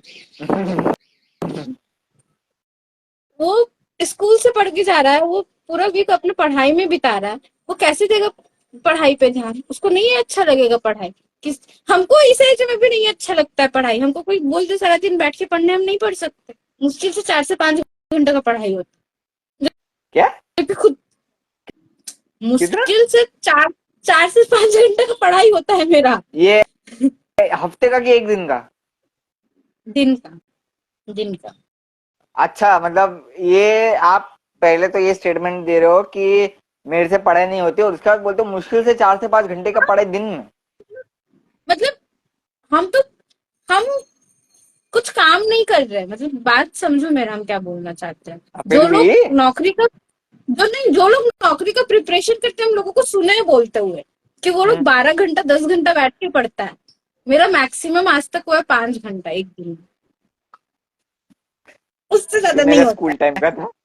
ये मेरे स्कूल टाइम का था। अभी अभी तो मतलब मैं कहता हूँ कि अभी मतलब मेरे एज के जो है 25 वाले, वो अभी तक पढ़ रहे हैं। मैंने कहा अच्छा, तुम अभी तक पढ़े ही जा रहे हो। हुआ नहीं तुम्हारा अभी तक, तो वो पढ़े ही, मतलब अब क्या ही बोले। मेरा तो पढ़ाई का हो गया भाई, बहुत पहले, 3 साल पहले हो गया मेरा पढ़ाई का। अभी ये 4-5 घंटा तो ये महीने का बोलो आप मेरा। हाँ, क्योंकि मेरे को आज तक याद है कि जो मैंने, मतलब मेरे को वो डेट डेट का पता नहीं, मेरे को मंथ याद है कि जब मैंने लास्ट टाइम किताब खोली थी, उसका मैंने नहीं खोली है। जनवरी 2022 शायद, या 1, दोनों में से एक। That was the last time I open my book. उसके बाद मैंने खोली नहीं। और वो आखिरी दिन मैंने पढ़ाई की है, और मुझे पता भी नहीं था कि वो मेरा आखिरी दिन होगा पढ़ाई में। उसके बाद मैंने कुछ किया नहीं है। तो आई गेस यहाँ पे 2 साइंस स्टूडेंट है, एक बहुत ही ज्यादा इंटेलिजेंट और एक तो मतलब क्या ही बोले, नहीं नो कमेंट्स। मैं इंटेलिजेंट नहीं हूँ। 4-5 घंटे पढ़ रहे हो, बोल रहे हो इंटेलिजेंट के। कितने कितने कॉन्ट्रास्टिंग स्टेटमेंट दे रहे हो आप। 4 5 घंटा पढ़ाई करना एक बहुत एवरेज स्टूडेंट का पढ़ाई होता है, ट्रस्ट। वो जो टॉप पे होते हैं ना, उनका वो एवरेज का होता है। वो टॉप वालों का एवरेज ये होता है। हम जैसों को पूछे आप।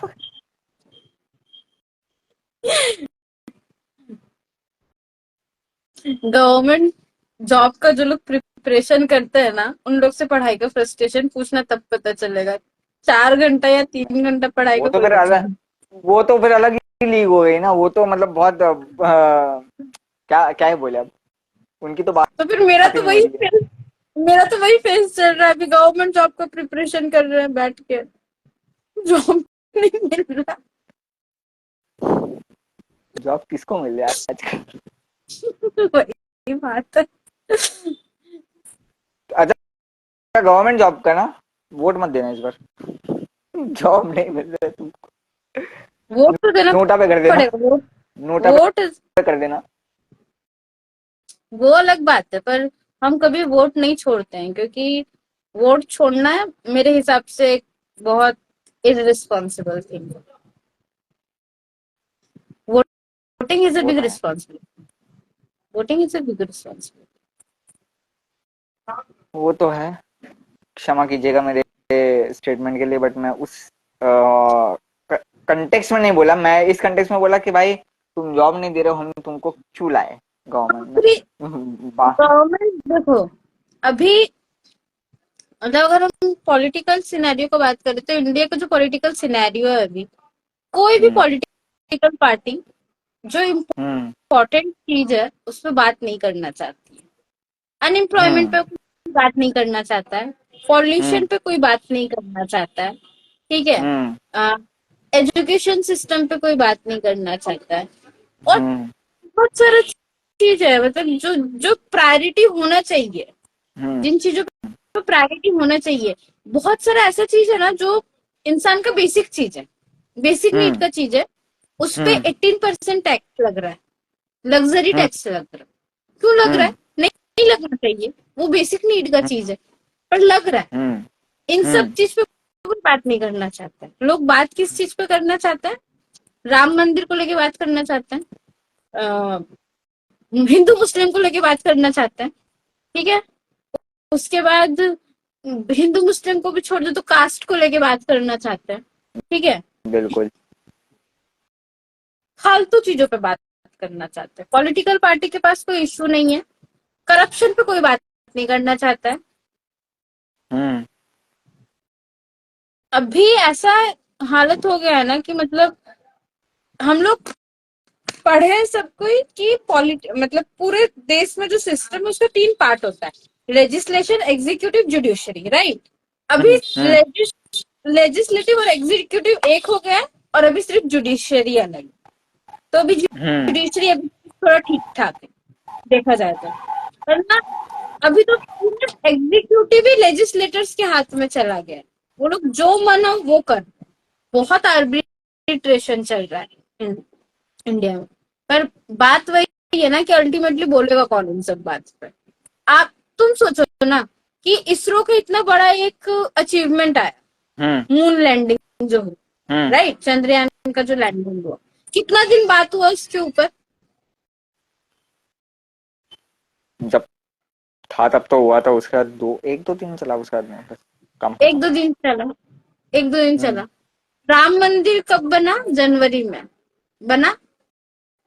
राम हम्म मंदिर का उद्घाटन हुआ जनवरी में। अभी तक भी क्या चल रहा है टॉपिक? राम मंदिर।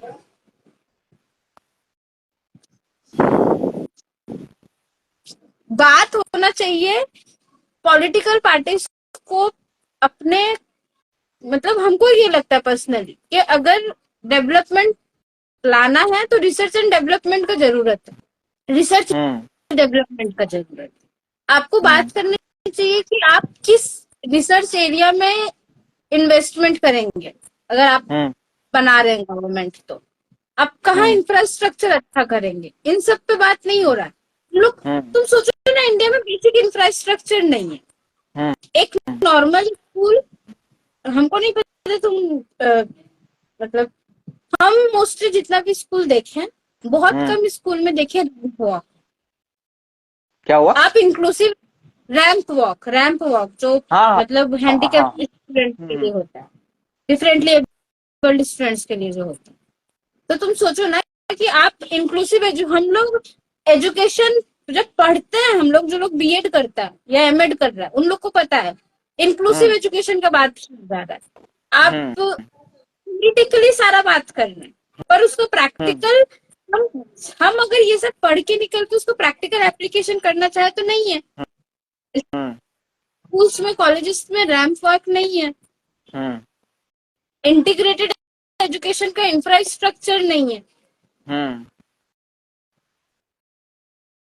तो बहुत सारा इशू है। मतलब हम लोग को अगर इंडिया का अभी पॉलिटिकल सिनेरियो चेंज करना है तो सबसे बड़ा बात है कि जितना भी पुराना अनएजुकेटेड लीडर्स है उन लोग को हटा देना होगा। कम से कम एक मिनिमम एजुकेशनल, मतलब जैसे हर जॉब के लिए एजुकेशनल क्वालिफिकेशन होता है ना, वैसे पॉलिटिकल लीडर बनने के लिए एक एजुकेशनल क्वालिफिकेशन फिक्स होना चाहिए। कम से कम 12th पास तो होना चाहिए इंसान। मैं क्या कहता हूँ ना कि इंडिया का पॉलिटिकल सिनेरियो की तरफ ध्यान ना दे के सिर्फ इंडिया के सिनेरियो, क्योंकि पॉलिटिकल सिनेरियो माने क्या, सीधा सीधा कि जहां से उनको पॉलिटिकली फायदा हो रहा है वो उसी टॉपिक पे ज्यादा एम्फोसिस देंगे, सीधी सी बात।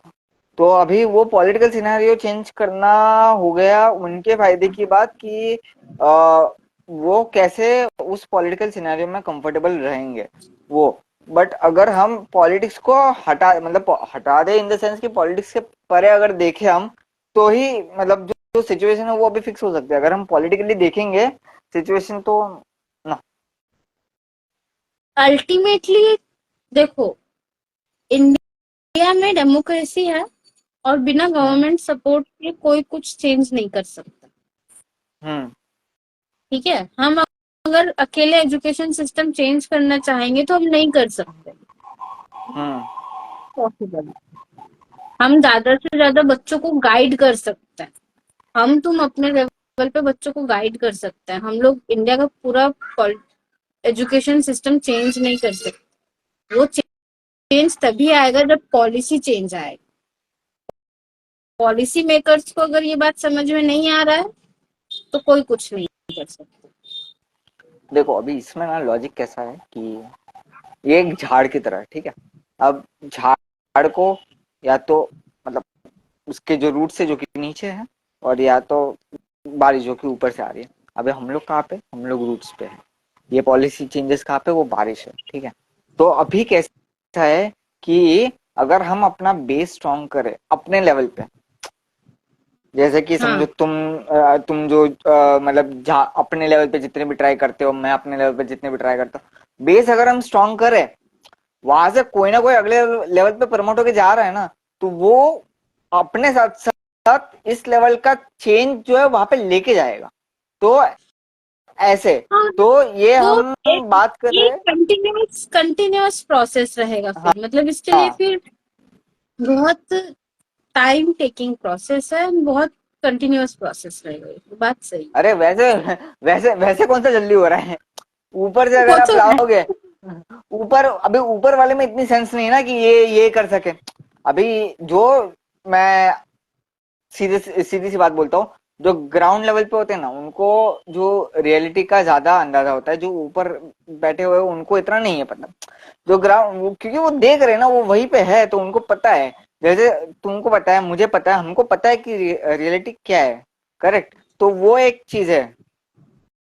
अभी देखो, अभी एक प्रपोजल आया कि क्लास 11-12 में 2 लैंग्वेज कंपलसरी कर दिया जाएगा, इंग्लिश और एक हम्म, इंडियन लैंग्वेज। हम्म, क्यों? आप इंडियन लैंग्वेज को प्रमोट करने के लिए। तो आप ये बोलिए कि कोई एक लैंग्वेज कंपलसरी रहेगा, वो इंग्लिश हो सकता है या कोई भी एक इंडियन लैंग्वेज हो। आप बच्चों पे अगर 2 लैंग्वेज, तुम खुद सोचो ना, जिस तरीके का प्रेशर होता है 11-12 में पढ़ाई का, उसमें 2 लैंग्वेज को कंपलसरी करना सिर्फ बच्चों पे एडेड प्रेशर हो। ये इंग्लिश तो वो को वाली बात हो कंपल गई कि मतलब थोड़ा सा सरका दिया, ना मतलब एक चेंज लाया भी नहीं है, नहीं भी लाया, ये सेम ही बात हो गई। क्योंकि अगर तुम 2 लैंग्वेजेस को ला रहे हो, और वो भी 11 स्कूल में लाओ ना, इससे अच्छा 2 लैंग्वेजेस, मतलब वही यही तो बात। अगर है कि 11 12 को क्यों भाई, उनको ऑलरेडी इतना सब तुमने दे रखा है पढ़ने के लिए। तो मतलब अगर वो 2 लैंग्वेज और इंग्लिश, ठीक है चलो इंग्लिश के साथ, तो इंग्लिश फिर हटा ही दो, चल जाएगा, कोई यही तो मेरा दिक्कत नहीं। पॉइंट है कि कोई एक लैंग्वेज रखो, बोल दो कोई भी एक इंडियन लैंग्वेज कंपलसरी स्टूडेंट को लेना हो। वो हम्म, इंग्लिश भी ले सकता है, वो अपने कंफर्टेबल से हिंदी, बांग्ला, मराठी, हम्म, उर्दू कुछ भी ले सकता है। ये हम्म, बोल दो। दो हम्म। कंपलसरी लैंग्वेज रखने का कोई मीनिंग नहीं है, कोई मीनिंग नहीं है। वो बच्चों पे सिर्फ एडेड प्रेशर होगा। मेरे ख्याल से ना, जो हम बेस लेवल की बात कर रहे हैं ना, कि बेस अगर स्ट्रांग बना है, मेरे ख्याल से वहां से अगर हम छीन लेंगे ना, ज्यादा बेटर होगा। क्योंकि अगर हम ऊपर से वेट करेंगे ना, कुछ नहीं होना, यही सब होना है। थोड़ा थोड़ा ऐसा होता रहेगा कि हम थोड़ी थोड़ी पॉलिसी चेंज करेंगे, होना कुछ नहीं, वो ना के हम्म बराबर होना है कि थोड़ा सा इधर सरका दिया, फिर थोड़ा सा और इधर सरका दिया, पेंडुलम वही का वही है, कुछ चेंज हुआ नहीं हम्म। है। तो यही बात है। तो बेस लेवल पे अगर आप सोचो, अभी इंडिया में पॉलिटिशियंस कितने होंगे, एक मतलब अप्रोक्सीमेट नंबर अगर आपको पता हो तो, 1000 10,000 समथिंग। 10,000 अराउंड होंगे। हाँ, जो नॉर्मल जनता है वो कितनी है, करोड़ों में है। बेस कौन सा स्ट्रांग हो सकता है ज्यादा, ये वाला, ना कि वो वाला। समझ रहे हो आप? अगर 1 करोड़ जनता में वो क्या बोले, वो अवेयरनेस आ जाए कि क्या सही हम्म, है और क्या गलत है और क्या एक्शन में हो रहा है, हम्म। कौन सी गवर्नमेंट रोकेगी भाई, ये बताओ आप। गवर्नमेंट में होगी उतनी ताकत कि वो 1 करोड़ लोगों को रोक सके। इंडिया का मेन रिसोर्स अभी पता है क्या है, पॉपुलेशन है, और कुछ नहीं है इंडिया के पास। Actually, पता है दिक्कत क्या है? दिक्कत इस जगह पर है ना कि लोग इन सब बातों को समझना नहीं चाहते। मतलब हम जिन लोगों को एजुकेट करने का बात कर रहे हैं ना, हम्म। तो लोगों को भी मतलब वही शुतुरमुर्ग वाला हाल है इंडिया की जनता का। रेत में सर डाल के ये सोचते हैं कि प्रॉब्लम नहीं है, पर वो है नहीं, वैसा सिनेरियो है नहीं। दिक्कत ये बिल्कुल। है। और आप कितने ही लोगों को चेंज करेंगे, अल्टीमेटली बात वहीं का वहीं आके खड़ा हो जाएगा कि जब तक लोग खुद इस चेंज को एक्सेप्ट नहीं करते, तब तक हम लोग कुछ नहीं कर सकते। क्योंकि हम अगर किसी और के बच्चों को ये सिखाएंगे कि ये सही है और ये सही नहीं है, या कुछ भी, हम्म, चाहे वो रिलीजन को लेकर हो, कास्ट को लेकर हो या कुछ भी हो, वो चीज हम्म, बैकफायर करता है क्योंकि पेरेंट्स को ये लगता है कि टीचर्स गलत सिखा रहे हैं मेरे बच्चों को।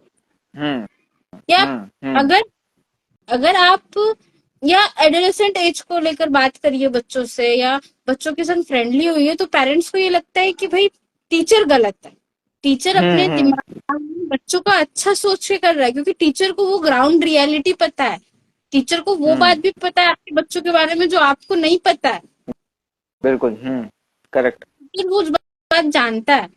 बट पेरेंट्स को ये चीज एक्सेप्टेबल नहीं होता है, पेरेंट्स ये चीज एक्सेप्ट नहीं करता है।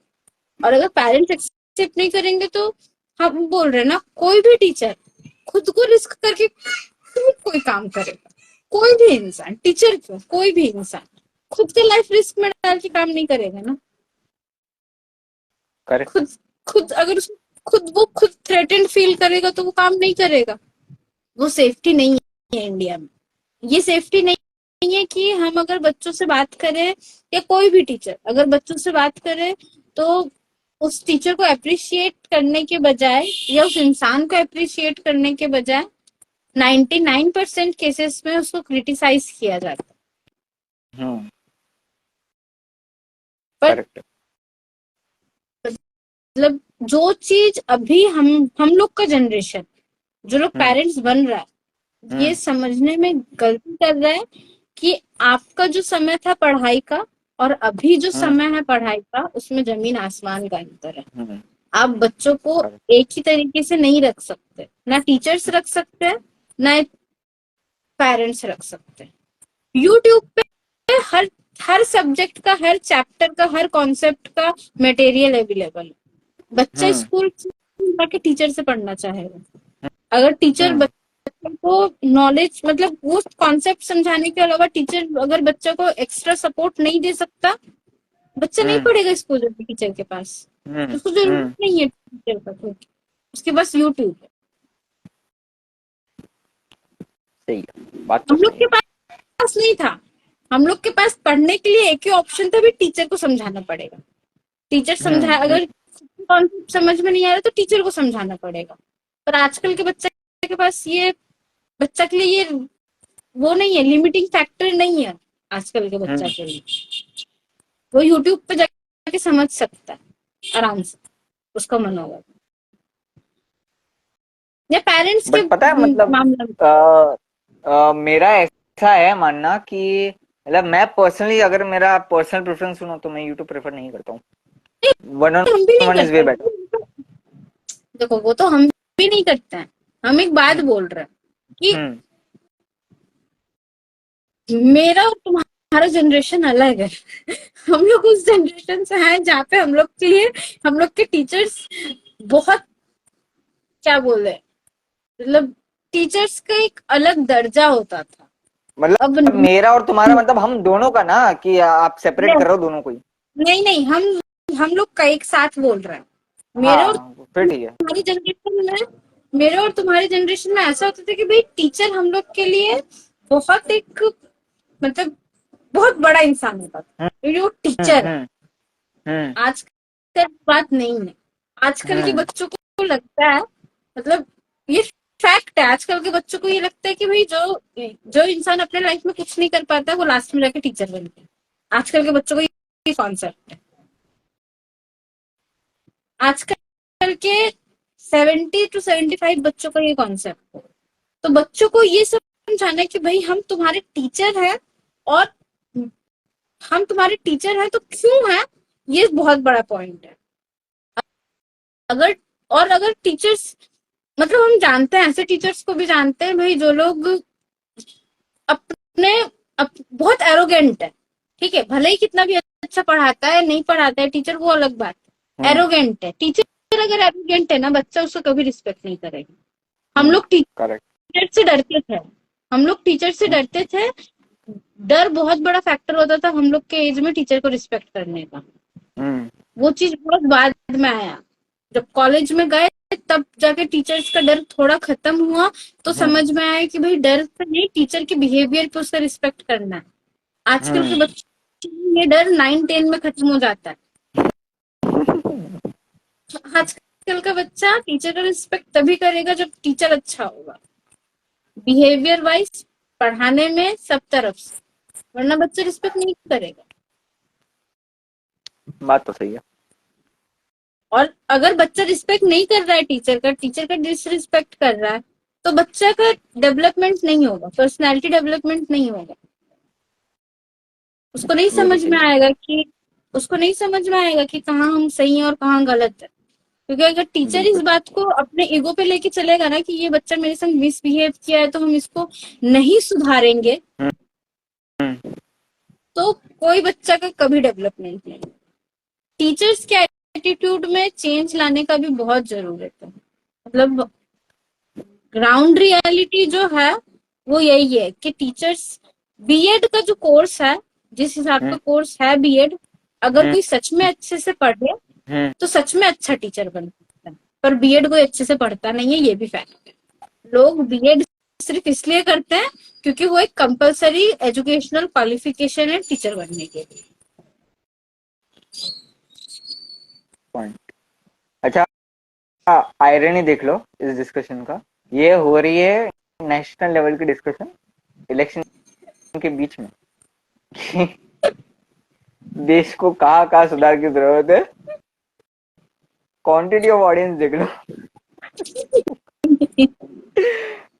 ये ना, मैं एक आधा न्यूज चैनल को कांटेक्ट करता हूँ, मैं उनको बोलता हूँ तुमको एक वीडियो क्लिप भेजता हूँ, उसको लाइव चला देना ताकि लोग सुने, लोग समझे कौन कौन से मुद्दे नहीं उठाए गए। सारे ही मुद्दे उठा दिए गए जो तुम्हारे पॉलिटिशियन उठाए। राम मंदिर उठा दिया, एजुकेशन सिस्टम उठा दिया, फिर चिल्ड्रन साइकोलॉजी उठा दी, पता नहीं और मतलब और भी बहुत बहुत कुछ। ये truly social political live session था। मेरा पॉइंट वही है। देखो, हम यूट्यूब पे, हम जिस तरीके का न्यूज आता है ना मेरे यूट्यूब पे शॉर्ट्स में, वो देखने के बाद हमको लगता है कि हम लोग कहाँ गलती कर रहे हैं एज अ टीचर्स या एज अ पेरेंट्स। हम लोग कहाँ गलत है। एक 17 साल का हम्म। बच्चा अगर सुसाइड कर रहा है पढ़ाई के प्रेशर हम्म। में, हम्म। ठीक है, एक 15 साल की बच्ची अपना हाथ का नस काट रही है किसी लड़का के लिए, तो ये हम्म। क्या गलती है? ये उस बच्चा का गलती है या ये पेरेंट और टीचर का गलती? अगर आप उसमें कैसा है ना मैम कि देखो अभी एक बात, ये, हाँ हाँ हाँ। एक एक, एक पॉइंट सुनो मेरा। बच्चे का गलती है क्योंकि उसको ये समझ में नहीं आ रहा है कि वो जो कर रहा है वो गलत है। बच्चा हम्म। का ये गलती है कि उसको हम्म। अपने लाइफ का इम्पोर्टेंस, कोई किसी की लाइफ का इम्पोर्टेंस किसी को नहीं समझा सकता। आप हम्म। 15 साल के हैं, 17 साल के हैं, हम्म। आपको अगर आपको दिक्कत है तो आपको हेल्प मांगना पड़े, ठीक है हम्म। ना? हम्म। आपके दिमाग में क्या चल रहा है ये किसी को नहीं पता। अगर आप करेक्ट। हेल्प नहीं मांगेंगे, आप हेल्प नहीं मांगेंगे तो कोई आपका हेल्प नहीं कर सकता। बच्चों को ये बात करेक्ट। समझना पड़ेगा, ठीक है। पर पेरेंट्स और टीचर को वो इन्वायरमेंट भी तो प्रोवाइड कराना पड़ेगा ना जहां पर बच्चा आपसे आपका प्रॉब्लम बोले। वो अपना हम्म। प्रॉब्लम हम्म। तभी बोलेगा ना जब हम उसको एक सेफ इन्वायरमेंट प्रोवाइड कराएंगे, जब हम उसको वो एक्सेप्टेंस, वो प्यार देंगे कि भाई वो मेरे पास आके अपना प्रॉब्लम बोल सके। हम्म। और ये बात बोल देना कि भाई आजकल का बच्चा लोग तो बिगड़ा हुआ ही होता है, हम्म। आजकल का जनरेशन तो आजकल का जनरेशन तो ऐसा ही है। वो ऐसा है नहीं, हम लोग उसको बना दिया। क्योंकि हम लोग को जिस तरीके से बड़ा किया गया, हम लोग आज की जनरेशन को वैसे ही बड़ा करना चाहते हैं। उन लोग को हम्म। Same kind of parenting, same kind of teacher attitude दे रहे हैं। तो हम्म। वो बच्चा लोग हम लोग जैसा नहीं है कि भाई हम्म। जो भी हो अल्टीमेटली हमको अपने पेरेंट्स को जाके प्रॉब्लम बोलना। उन लोग के दिमाग में ये नहीं चलता है क्योंकि उन हम्म। लोग के पास पूरा दुनिया है अपना प्रॉब्लम बोलने की। हम्म। आपका बच्चा सोशल मीडिया पे क्या देख रहा है, क्या पोस्ट कर रहा है, आपको कोई आइडिया नहीं है। हम्म। क्योंकि आपके बच्चों को ये भी पता है कि हमको ब्लॉक कर सकते हैं अपने पेरेंट्स को, अपने टीचर्स को। और फिर उस ऑनलाइन प्लेटफॉर्म पे आपके बच्चे को क्या एडवाइस मिल रहा है आपको ये भी नहीं पता। हम्म। हम्म। तो अल्टीमेटली अगर हम लोग सेफ इन्वायरमेंट नहीं देंगे तो बच्चा लोग अपने आप को एक्सप्रेस नहीं कर सकता। और बच्चों को भी ये बात समझना बहुत जरूरी है कि जब तक आप अपने दिमाग का बात अगर हम लोग को नहीं बताएंगे, हम लोग अंतर्यामी नहीं है कि हमको पता चल जाए कि भाई हमारे दिमाग में कुछ चल रहा है। तो हमको कम्युनिकेट, हम लोग कभी, मतलब हमको पर्सनली ये लगता है कि हम लोग कभी इस हिसाब से कम्युनिकेशन सीखे नहीं अपने पेरेंट्स के साथ, तो हम लोग वो चीज लैक करते हैं कि भाई हम लोग बच्चों को सिखा सके कि कम्युनिकेशन होना बहुत जरूरी होता है। नहीं, पता है आपको, ये कम्युनिकेशन के जो टर्म्स है ना, जो मायने ना, वो बदल गए। हाँ अपने एरा से आते आते ये जो एरा है अभी, हमारे एरा में क्या था मायने, कि अगर समझो आपने कुछ कम्युनिकेट कर दिया, फर्स्ट थॉट क्या होता था, भाई डांट पड़ेगी, मार डांट पड़ेगी, पड़ेगी। नहीं बोल। ठीक है, आजकल पता है क्या है, आजकल बच्चे ज्यादा ये सोचते हैं कि जज होंगे, क्या सोचेंगे, थॉट प्रोसेस ही बिल्कुल बदल गया है। वो जो मायने होते थे कम्युनिकेट करने के, वही बदल गए हैं। यही तो मेरा पॉइंट है ना कि जब बच्चों के लिए ये मायने बदल गए तो हम लोग के लिए भी तो बदलना चाहिए ना, हम लोग को भी तो बदलना चाहिए। हम लोग को अपना जजमेंटल एटीट्यूड से नॉन जजमेंटल एटीट्यूड की तरफ जाना होगा कि भाई अगर मेरा बच्चा गलती कर रहा है तो हम उसको डांटे, पर फिर उसको समझाए प्यार से कि भाई तुम्हारा ये जो गलती हुआ है ये क्यों हुआ है, हम्म तुम कहाँ गलत हो, उसको ये बता, और उसको ये भी पता है कि उसको कैसे सुधारना, वरना तो कभी ये चीज ठीक नहीं होगा। कैसे ठीक होगा? नहीं, ये ultimately tug of tug of war है ना, ये टग ऑफ वॉर है। आप कौन सी साइड ठीक करने जाओगे, ये वो, वाली या वो वाली? आप खुद उसमें कंफ्यूज हो जाओगे। और पेरेंट्स को, मतलब हम, पता नहीं हमको, मतलब हमको इस बात, सबसे ज्यादा इस बात पे लगता है कि हम लोग की जनरेशन के पेरेंट्स को कैसे ये सारा बात समझ में नहीं आता, because most hmm of us has gone through same parenting experience, hmm more और लेस सबके हम पेरेंट्स एक जैसे, तो कैसे हम्म लोगों को चीज समझ में नहीं आता है कि भाई आपके संग जो हुआ, अगर आप अपने बच्चों के संग सेम चीज कर रहे हो तो आपका बच्चा भी एक ही तरीके के डर में जिएगा। हम्म नहीं, हमारे वाले ब्लेंड हो गए ना, दिक्कत ये है, हमारे वाले जेंजी के साथ ब्लेंड हो गए। तो अब उनके थोड़े से ख्यालात और मतलब इनके थोड़े से वो पूरे मिक्स हो गया, वहां पे पूरा मिक्सचर हो गया। तो अब वो है, तो अभी जो हमारी जनरेशन जो पेरेंट्स बनने जा रही है, तो जो सेंसिबल वाले हैं वो तो मतलब वो अभी तक पेरेंट बने नहीं है, जो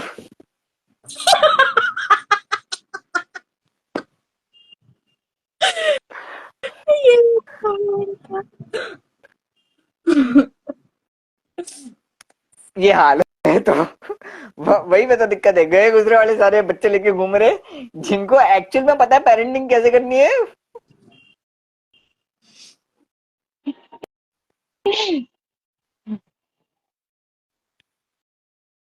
ओहो, क्या ठीक बात है है, सर, 1.5 घंटा। बहुत 1.5 घंटा लाइव हो गया। चलो नाइस।